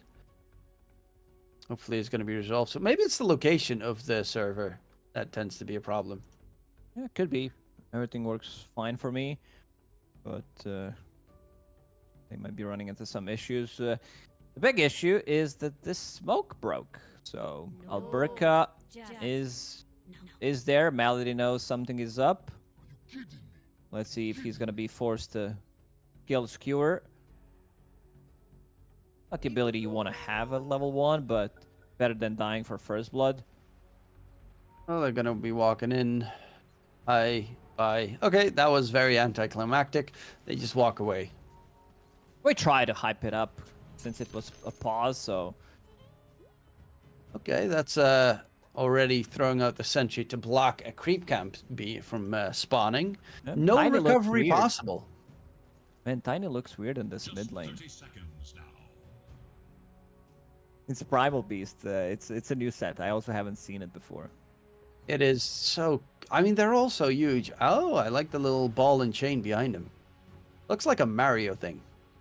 That's Io. Yeah, he has Io just dragging behind him. Killed Io, and Io's now a souvenir. Oh, that would actually be a really cool storyline for the skin. He just randomly saw a sphere of light and murdered it, and then he's like, "This is mine now. I take this." 3 runes for 9 pandas. Bramble Maze will miss. Malady, nice sidestep, will get out of trouble. I don't think he was in a real trouble in this one. Oh, let's see. These lanes. Yeah, bottom lane, Antares could take some nasty damage there from the Batrider, clearing him out. In response, of course, a good drag back into Brambles can be hard to overcome for the... I think bottom lane there could be a lot of kill potential. Starting it off, Maldi has to cut his way through and dodge all the nasty Brambles. And yeah, we got 3 very interesting lanes, and again, the same question for you. Lacoste, where should the camera be trained at? I would say bottom. This lane, definitely a first blood lane, because they want to play aggressive. And even though like Magnus is not the hero that puts the most pressure on the enemy safe lane, paired up with the Dark Willow level 2, I could see them getting a kill. I could also see Dark Willow potentially getting Curse Crown if it's a good opportunity for it instead of Shadow Realm. And they also have a bit of a combo here where you can drag him in with Shockwave into Bramble potentially. Yeah, and there's always the scary TP of the Nature's Prophet that you have to be fearful of. Batrider doesn't mind it too much, but if the Ursa already used his Urshock, it could be very problematic to continue forward. Luckily enough, they do have some mobility spells in the side lanes from Na'Vi. I think that's actually pretty nicely done. The only ones that don't have a way of getting out of the Bramble would be the Abaddon, who has a Culling Blade, so he's going to be A-okay. Like you mentioned Earthshock, how was this hero played without him jumping during Earthshock? Like what was that ability? Some of these like old Dota abilities were like pretty bad. I think we gave a lot of I like it. I like all those changes where you have like more maneuverability with certain spells, but yeah, Ursa was like, imagine the kiting without jumping from Earthshock. You're like stuck in a place. Yeah, I mean, it still happens when he gets rooted, but it's one of those things that if a hero doesn't have mobility, I tend to just not really want to play it. It's the problem that I have with AA. He kind of has nothing. He's like, I have an ulti. Okay, congratulations. And now what? What are you going to do for the rest of the time? You have no mobility. You have no guaranteed stun. You have... That hero needs definitely some spell changes. Yeah, his third ability like doesn't. I could see his third ability being changed. Batrider, Melody, Dropping low. Firefly running. Can go into the pit in case it's needed and just die. While First Blood happens in mid with the solo rotation. Queen of Pain coming in big, but solo coming in bigger. He's I mean, that's Nature's Prophet for you. Whatever position it's played from, it will always be a threat on the map. Absolutely, just outnumbered. You know you're playing against it, but you can't be, you know, constantly feared of NP TPing in because you're gonna end up being super underleveled and outfarmed. So sometimes you have to tank it. Minecraft having a much better game already, sitting at 18 CS, getting that shared gold from the kill, and also has bottle available. We'll refill. Does have a bounty rune as well if necessary. Yeah, it should be just completely fine. Top side, Dark Lord's also not doing too shabby in terms of farming. The Fleet can't harass him out that much as he would like. Same with Sai. Solo's actually going for another TP onto Mellow in mid. He already uses Onslaught, so he doesn't have a way out of the Sprout right now. Solo's going to go for a bit of a dive. Aincrad actually doesn't have Blink. He went 3 points in Shadow Strike and 1 in Scream of Pain. Yeah. 2 in Scream of Pain. Oh yeah, 2. But he was saving a point. He had he was level 5 and was 2-0-1. So just in case something happens, if he sees the opportunity. But this could be problematic for him if they make a rotation knowing that he doesn't have Blink. Because on level 6, you probably want to put another point in Sonic Wave if you have enough mana. Let's say you get the minute 6 rune, you will definitely put a point in it. But then again, you don't have a Blink, so... The supports actually on Na'Vi are very good for ganking a moveless Quap, but of course they don't really know if he's not going to be able to blink out, considering he didn't use it yet, but he could still have it. It's going to be very quick Witchblade on Aincrad. Getting, you know, might be like 8 minutes if he gets another kill. Solo pushed by Zayats, but here comes TP. Solo TPing in, Blood Grenade available. Right. Yeah, Nefrit a little bit too far away to give that Aphotic Shield heal and possibly even turn it around onto Solo. So another kill coming in for 9 Pandas here. Alberca in the meantime having a really good time in the bottom lane.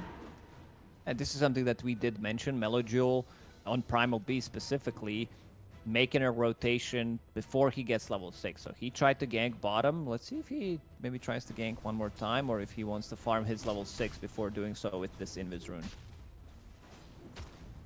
Well, he is creeping up closer. Actually, he's just farming jungle right now because he needs his level 6. That's a sad thing to do on the Primal Beast. The Quap has full free reign of that mid lane.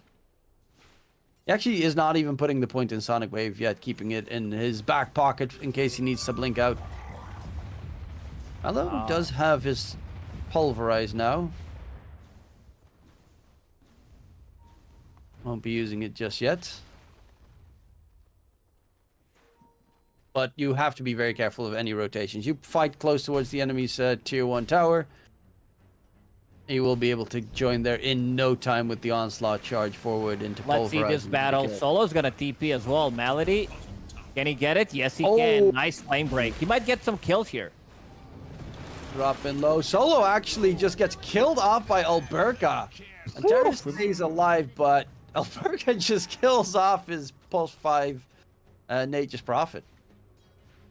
Malady almost got the double kill, stole the rune. This is pretty big, but like supports, especially Dark Willow as a support, relies on getting levels. Solo is only level 3, and check the supports on the enemy side. 4.5.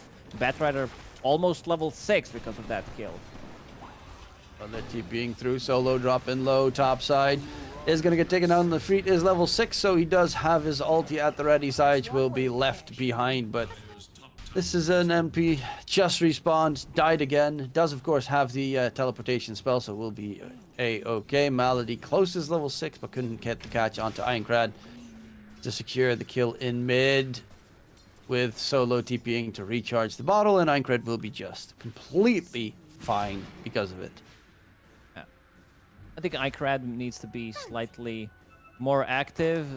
Doesn't have a TP available. Queen of Pain with TP, one of the scariest things in the game. Tons of damage, Sonic Wave. Yeah, well, I assume he's gonna get it on level 8. Witchblade about to be completed, needs another 150 gold. We'll have it after this creep wave. Then it's gonna hurt. Shadow Strike, level 4, plus Witchblade. 8.5 minutes. Make it 9. He needs Courier to be delivered. It's not express delivery.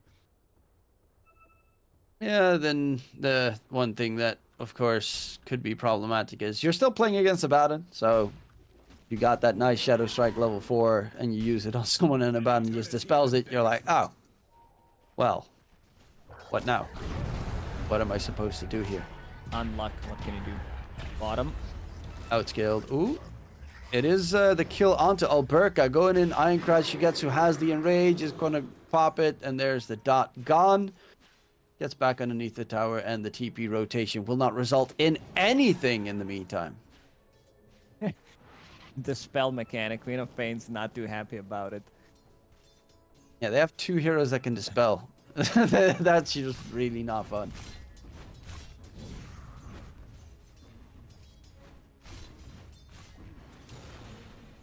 And now, yeah, they're looking to possibly try something top.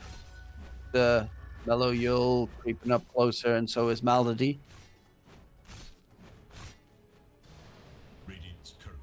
Yeah, they know what's coming. So, Dark Lord TP's towards mid, and instead is going to go for dispel this, Bear. No, they got Fluffy.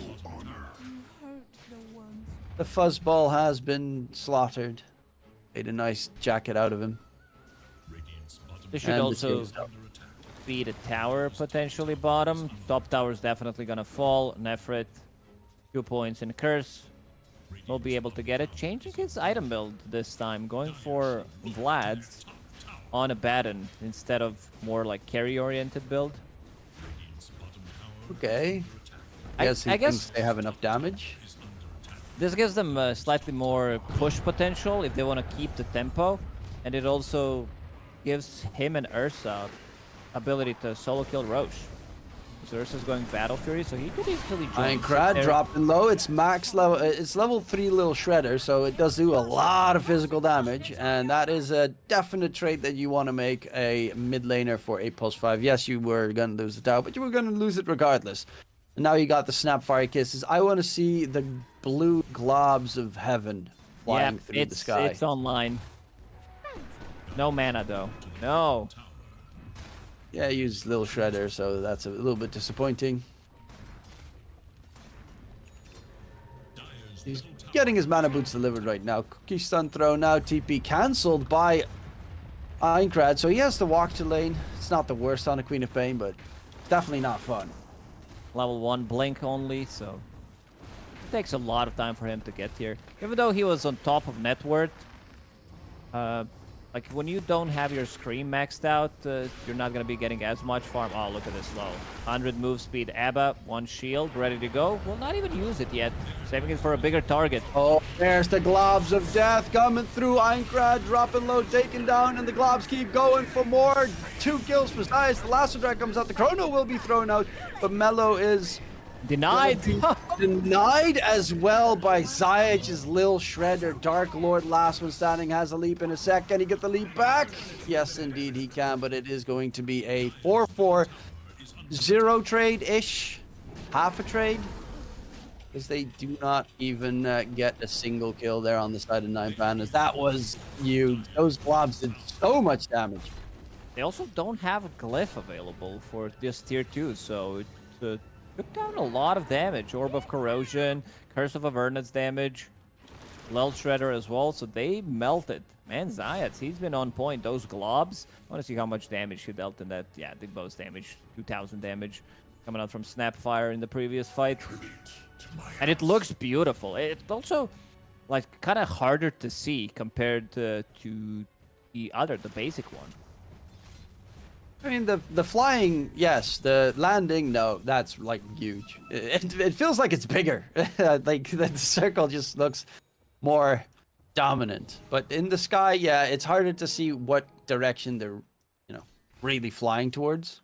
Especially with other particle effects bouncing all over the place. It's a good item to invest in. Pay to win. Unlike those, Legion Commander pet that follows him. Same goes for Crystal Maiden. Hey, I got that pet. That pet's gorgeous. Towards mid, Einkrad, do they kill him? One more right click. Ooh, close. Will he be able to get away? It seems so. Lasso onto Solo on the side, but there is no Firefly just yet. Zayach coming out with that little shredder damage. So close again. 1 hit away. Is he going to burn to the flame break? Yes, he will drop down. There is a Mortimer's Kisses indeed. Close range. Sonic Wave can choose. Einkrad needs to get close range, but he actually pushes Zayach back so that the globs can still be used in the process. They're trying to get the kill onto Zayach. Alberca should be able to finish him, even though he does still do a ton of damage. There's going to be the terrorized into Skewer wombo combo that misses, but Maldi with the dots even finds the kill. While feared in a different direction. It's quite a lot of magical damage that they have. Primal Beast almost managed to take down Queen of Pain immediately. Needed 1 extra hit. They didn't overlap any of the abilities. And in the meantime, you have Nefrit farming this top lane, putting some pressure with Vlad. Dagger reveal. Dark Lord is silenced up. Dark Lord is dead. And Alberca, they're trying to get themselves more, but the rest are already out. They lose Malady. They force 3 TPs, and they do manage to get a kill. So, on the enemy safe laner, who is the only one that in this game will be scary. Like, Magnus RP obviously is scary for a different reason, but you only fear the safe laner in the late game. Pretty much. Melojule, he's all over the place. This is the power of Primal Beast. Picked up with a a Blink blink. Dagger, yeah, as his first item. Wants to be able to catch people, follow it up, because they have a really good follow-up spells, whether we're talking about Snapfire, Batrider, who's almost has Blink Dagger as a position 5, so that's pretty neat. So you'll have multiple ways of killing people. Like, BKBs are not gonna even save you. I see, 1 on Faceless Void, you probably still need it, but this also relieves pressure of Shigetsu, who has Battle Fury completed, and they might be looking into Roche on Dire side. If he TP stop, they have Vlad that we talked about. They could easily take it. And there he comes. Coming in. They're all pushing bottom on the side of 9 Pandas, but yeah, why just not walk in towards the Roche bit if your Navi get a free Aegis on the Ursa? And it drops so fast if you get the Curse of Avernus max level debuff plus an Ursa going ham. Zayach also, he's got the Pavis. Like, the reason that they're playing so aggressive on Navi is they got shield, they got Pavis, and they got a Primal Beast in the front the entire time who doesn't fear being caught out and killed. The Faceless Void has a Maelstrom. That is it. That's nowhere near enough to kill you. Oh, Mellow. There's a lot of enemies around him right now. RP gets used. Drag back as well. Sonic Wave misses the mark because of the skewer. They really have anti-synergy. In comes the Globs of Doom. Going in onto Dark Lord. Almost takes him down. With the Chrono, will be able to get the kill onto Mellow. But finally, the Primal Beast drops dead. Aincrad drag back, but will blink to safety. TP out of there and disengage in time.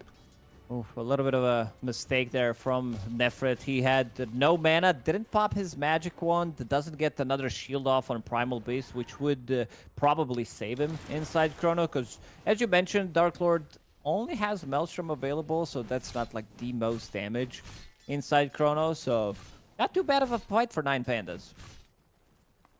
Yeah, they got a pretty big kill right after Roche died. Unfortunately, their triple ancient stacks are going to get stolen by Shigetsu.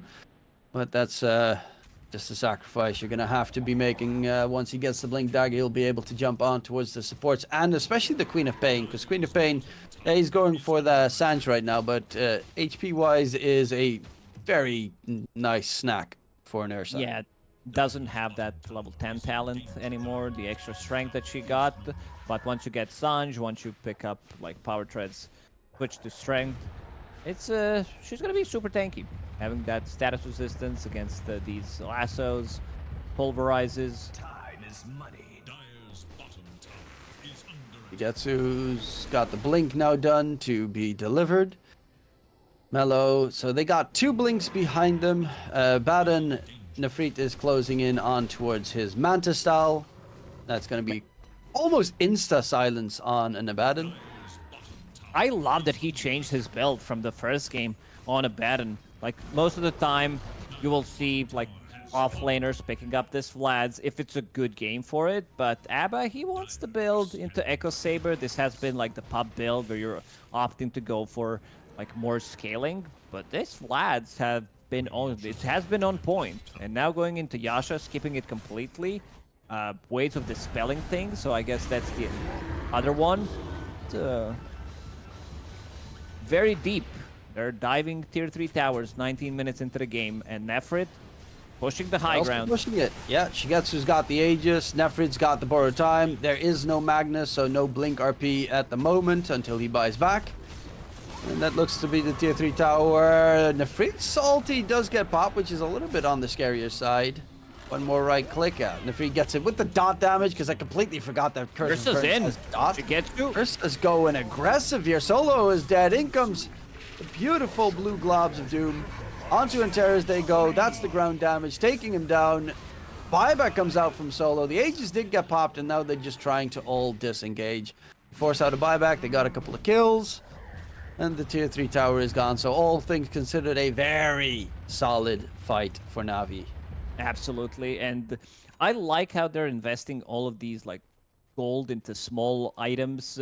Even Zayas, he picked up Orb of Destruction with Lil Shredder to have some extra pushing power onto these buildings. Vlad's, everybody gets extra damage over time from Curse of the Avernus. So they want to keep this pressure on. They want to be the one dictating the tempo of the game. Ursa now with the Blink Dagger, lost the Aegis, but they're ready to go. They want to be jumping in and maybe taking another fight. So this Sonic Wave that had to be used super defensively, you know that you're not getting kills, and we can see the power of Ursa. Solo taking enemy Tormentor, Malady gets it. Aincrad. It takes a bit of damage, but no real threat on his life. Snapfire, max level Lil Shredders. Great in the early late game, but eventually it does fall flat pretty quickly.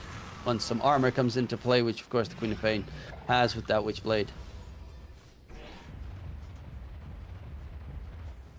Mellow. Okay, this looks so weird. He's got the shield rune, and he's like, okay, now he's smoked up, but he is full bright golden with that skin. It is really bright. All right, I want to see it now. Come on, shield rune. Look at that. Oh no, he jumped in. Chrono, nice angle from Mello. Gets the catch.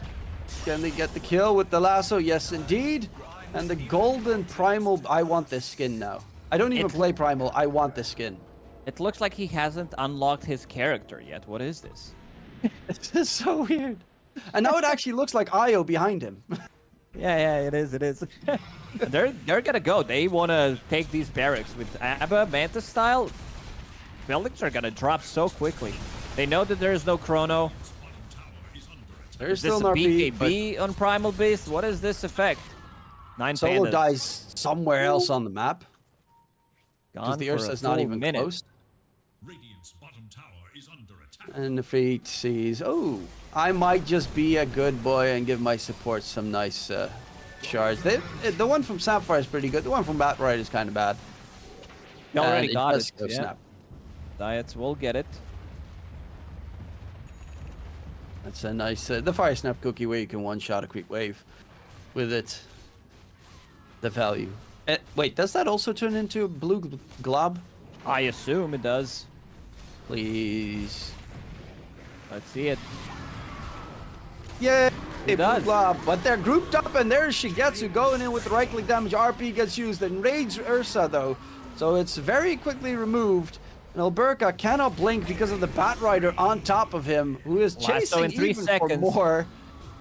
And Shigetsu right on the other side. The double damage Ursa was pretty scary. Blink back. Malady dodges the damage. On the side, it is going to be the control onto Aincrad coming in. Mello will drop dead. Zayac trying to kill off Aincrad. The Queen of Pain is dead to the Zayac Snapfire. And the supports are doing so much work. Solo is going to get held into place. More kills coming in for Na'Vi. And it's just Malady and Zayac are really in sync, making these team fights work perfectly. Absolutely. Zayat's even bought back. He understands that they can try to not like end the game, but get a huge advantage. Nefrit is popping off. He didn't die a single time on a baton. He's bringing in an item that's going to be a Blink Dagger. So Blink, Manta style onto a target, almost instantly silence it. It's also a good disengage. You get your borrowed time pop. You technically don't take damage, so you can always blink. One of the weirder mechanics in Dota.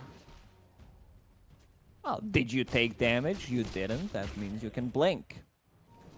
Yeah, but It's just Dota 2 stuff. they're a lot of the hitting you, they're not times- taking damage. It's all healing. Yeah, in Dota 2, you'll be like, why does it work that way? Someone who's like not familiar with the game, because it just does, you know. Why does some things work, some don't? Well, it's the way it is. Oh, Malady dodges the brambles at least. Cookie comes out, gets pushed back, will be taken down, but in comes Mello and throws out the Chrono onto 2. Zayac actually he was on walked the edge. He in. walks into the Chrono by accident there. We'll have a dieback going on, but the Dark Lord has fallen. Alberca, he's got the RP in a second, gets a 3-man RP. Aincrad did already use the Sonic Wave though, so they actually have no damage to back it up. Great RP, little damage to back it up in that fight. And Terry's will be controlled up, Solo charged on, and it's only the Queen of Pain left standing. He's going for the Aghanim Scepter. I mean, if you get a 3-man RP, having that Ags on Queen of Pain will definitely be an advantage, but right now they don't have the damage. It's a long way until he gets that. The game might even end. Roshan is going to respawn right now, so they will have Cheese. They will have Aegis since they killed it on Dire's side. And Nefrit, he's pushing.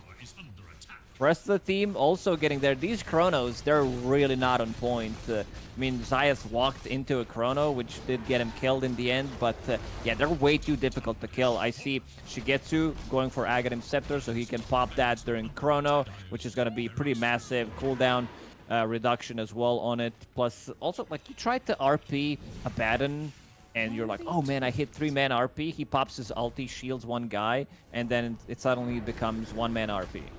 Yeah, and it's even getting worse, because look at Nefrit's item of choice next. Okay. Once he's got the Ags, Back it there's up, no boys. damage. It's over. He can just walk in, blink into the Chrono with his ulti on, and they cannot do anything to kill anyone else in the Chrono. Most of the time, you'll see offlane Abba not picking up like miss coil at all. Sometimes you'll see 1 point to like cancel a blink dagger, proc a Lincoln's or whatever, because he's universal hero, so you opt to go for stats. But he understands that at this one, it's more about survivability rather than him dealing the damage. He just needs to keep his teammates going. This Primal Beast goes ham, but the Ursa as well. I think that's the most important thing. The Ursa just, if he does get the fight going and continues to be able to chase after enemies, it will clear them out all the time.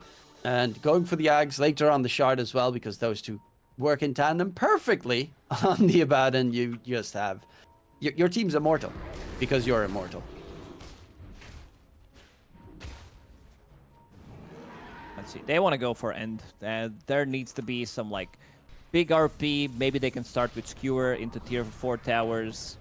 Faceless Void does have enough money to buy a BKB. Recipe is being delivered.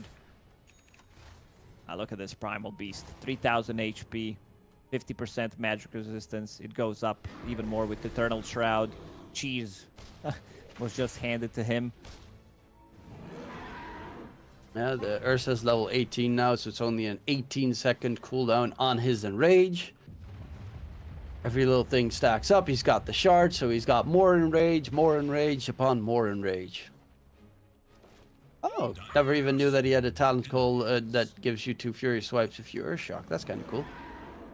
Yeah, that's pretty pog. So you don't have, like, there was a build. It's still viable where people were, like, getting Octarine core. There's no CDR neutral item reduction anymore, but yeah, you just deal damage with, like, Wind Waker, Octarine. You keep jumping, being, like, very annoying. You don't necessarily need to hit people with it.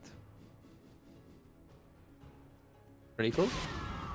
I will always find Ursa to be a very strange hero to see, because he has a really great strength, but also such an insane weakness.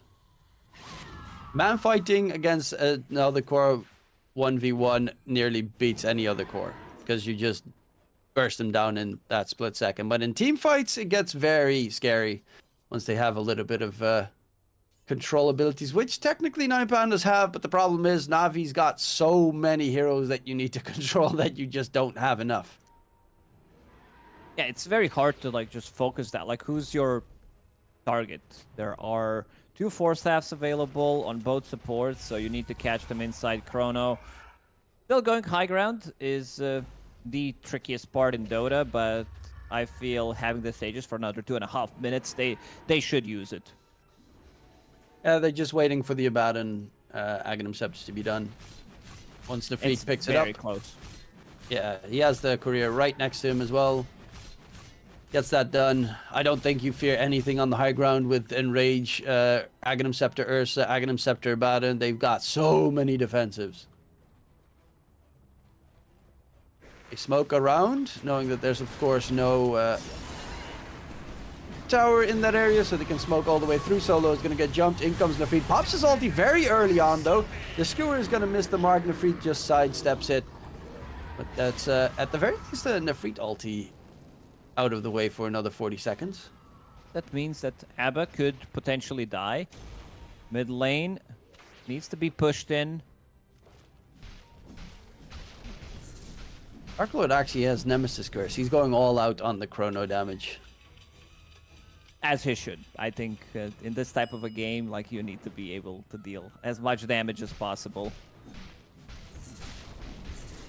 Still doesn't have his level 20 yet, which is kind of the big power spike for the Faceless Void. Gives you the same attack speed as a Mjolnir. Actually, a little bit more even. And up the high ground he goes. Nefrit's got his ulti available again. 50 seconds for that Aegis. The only thing that could be dangerous is if Shigetsu gets completely dragged back too far, which is a little bit scary, but for the most part, Nefrit can just chase him down with the Blink Dagger. Okay, that's really annoying, the Sprout. As Battle Fury, though, upgraded Quelling Blade. They're not committing. Gonna try to slow siege with Abba. Illusions. There's the little Shredder. Eventually, it will drop. Yeah, but the Aegis is also going to drop in 13 seconds, so they have a chance to kill off the Ursa. They just need to make sure that both his and the Abaddon's ulti are on cooldown. With the Aghanim Scepter, I don't think Shigetsu should be as afraid. You also have Abba behind you, and they have no silences, so that means that Enrage will go off, and we'll have to see how they approach it. Queen of Pain Ags might be a bit of a dangerous factor if Nefrit didn't have his Ags. God, it's so annoying. The Queen of Pain doesn't have... Aincrad's kind of in a similar position as the game earlier. He doesn't actually have the damage to be able to take him down, and that's just because Navi's lineup is too tanky. Yeah. My item is countered by another item. I can't play. My entire build is countered by one hero's stupid item. And then the other hero also has an item that also works against my build. This is hell. Oh, jumping from the feet, going forward.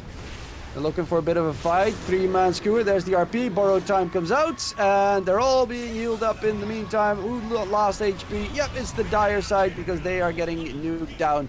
It is going to be the Chrono onto Shigetsu. Is the damage going to be there? The Ursa will actually die. So they're now trying to disengage because the buybacks came through from 9 Pandas. Waiting for everything to be done to get the Chrono lost the out. gem. Okay, couple of buybacks. One on Alberca, one on Solo. This is a second buyback coming out from Solo. So his item progression isn't really there. Which could also mean that Navi will take Roshan and then go for high ground. They don't necessarily need to rush it. They just... We saw how powerful this Abba with Aghanim Scepter is. Shielded off, popped the ulti immediately, shielded off the other guy, and then the heal started.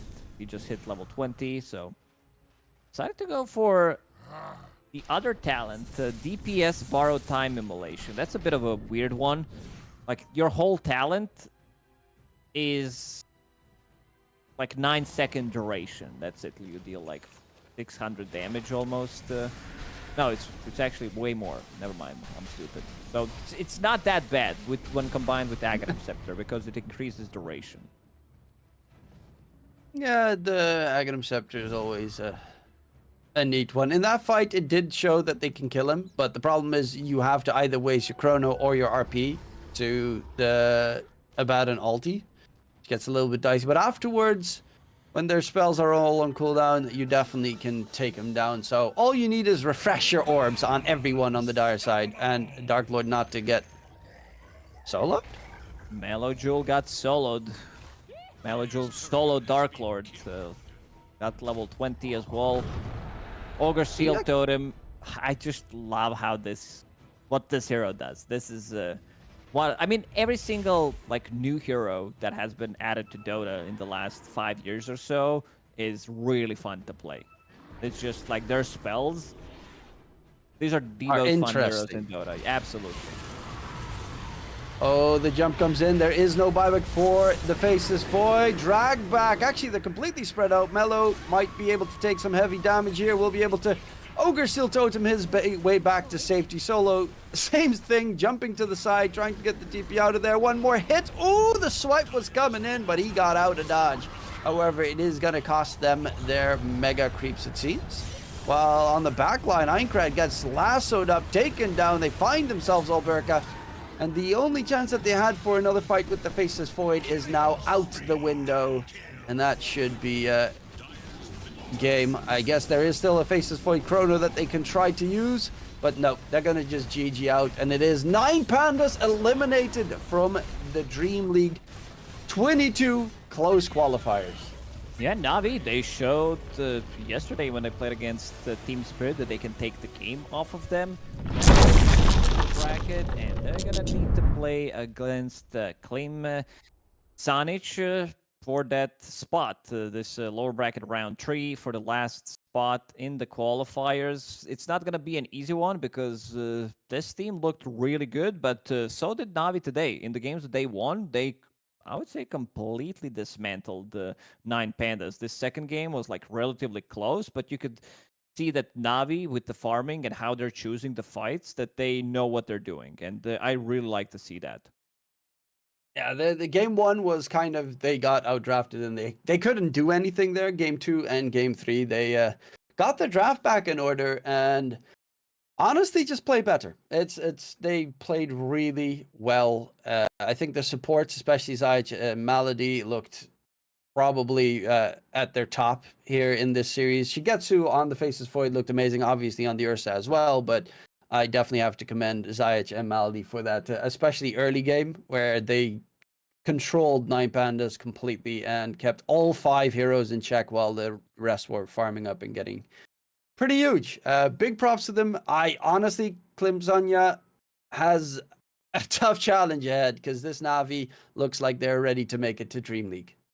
Absolutely. The team looking really good, I would say. They struggled in the past few years to find themselves a good team. It's a strong region, so you can't really blame them. You had to go through some of these juggernauts like Team Spirit, Nine Pandas. It was always like 3 good teams in Eastern Europe, so kind of difficult for Navi, and there's always going to be a bunch of stacks coming from that region, so not an easy task by any means, but they're very close to it, and I don't know. I'd like to see organization and the players qualify so they can play on LAN and actually show what they're made of. They're definitely showing their stuff right now. Of course, that match will be handled on a different stream, if I'm not mistaken. For us, that ends it for the time being. I think we'll see the people again during South America later in the evening. Hopefully, we'll see you fine people again then. Any last words for the viewers at home?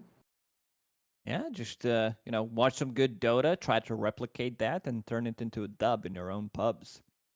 Yep. Don't replicate everything you see in pubs. Only on the professional matches. Yeah, well, not even that, because some things are just you don't try in your pubs. Don't play Pudge 5+5. It ruins everything else for the rest of us. But hopefully you at least had a good time in these matches. We definitely did.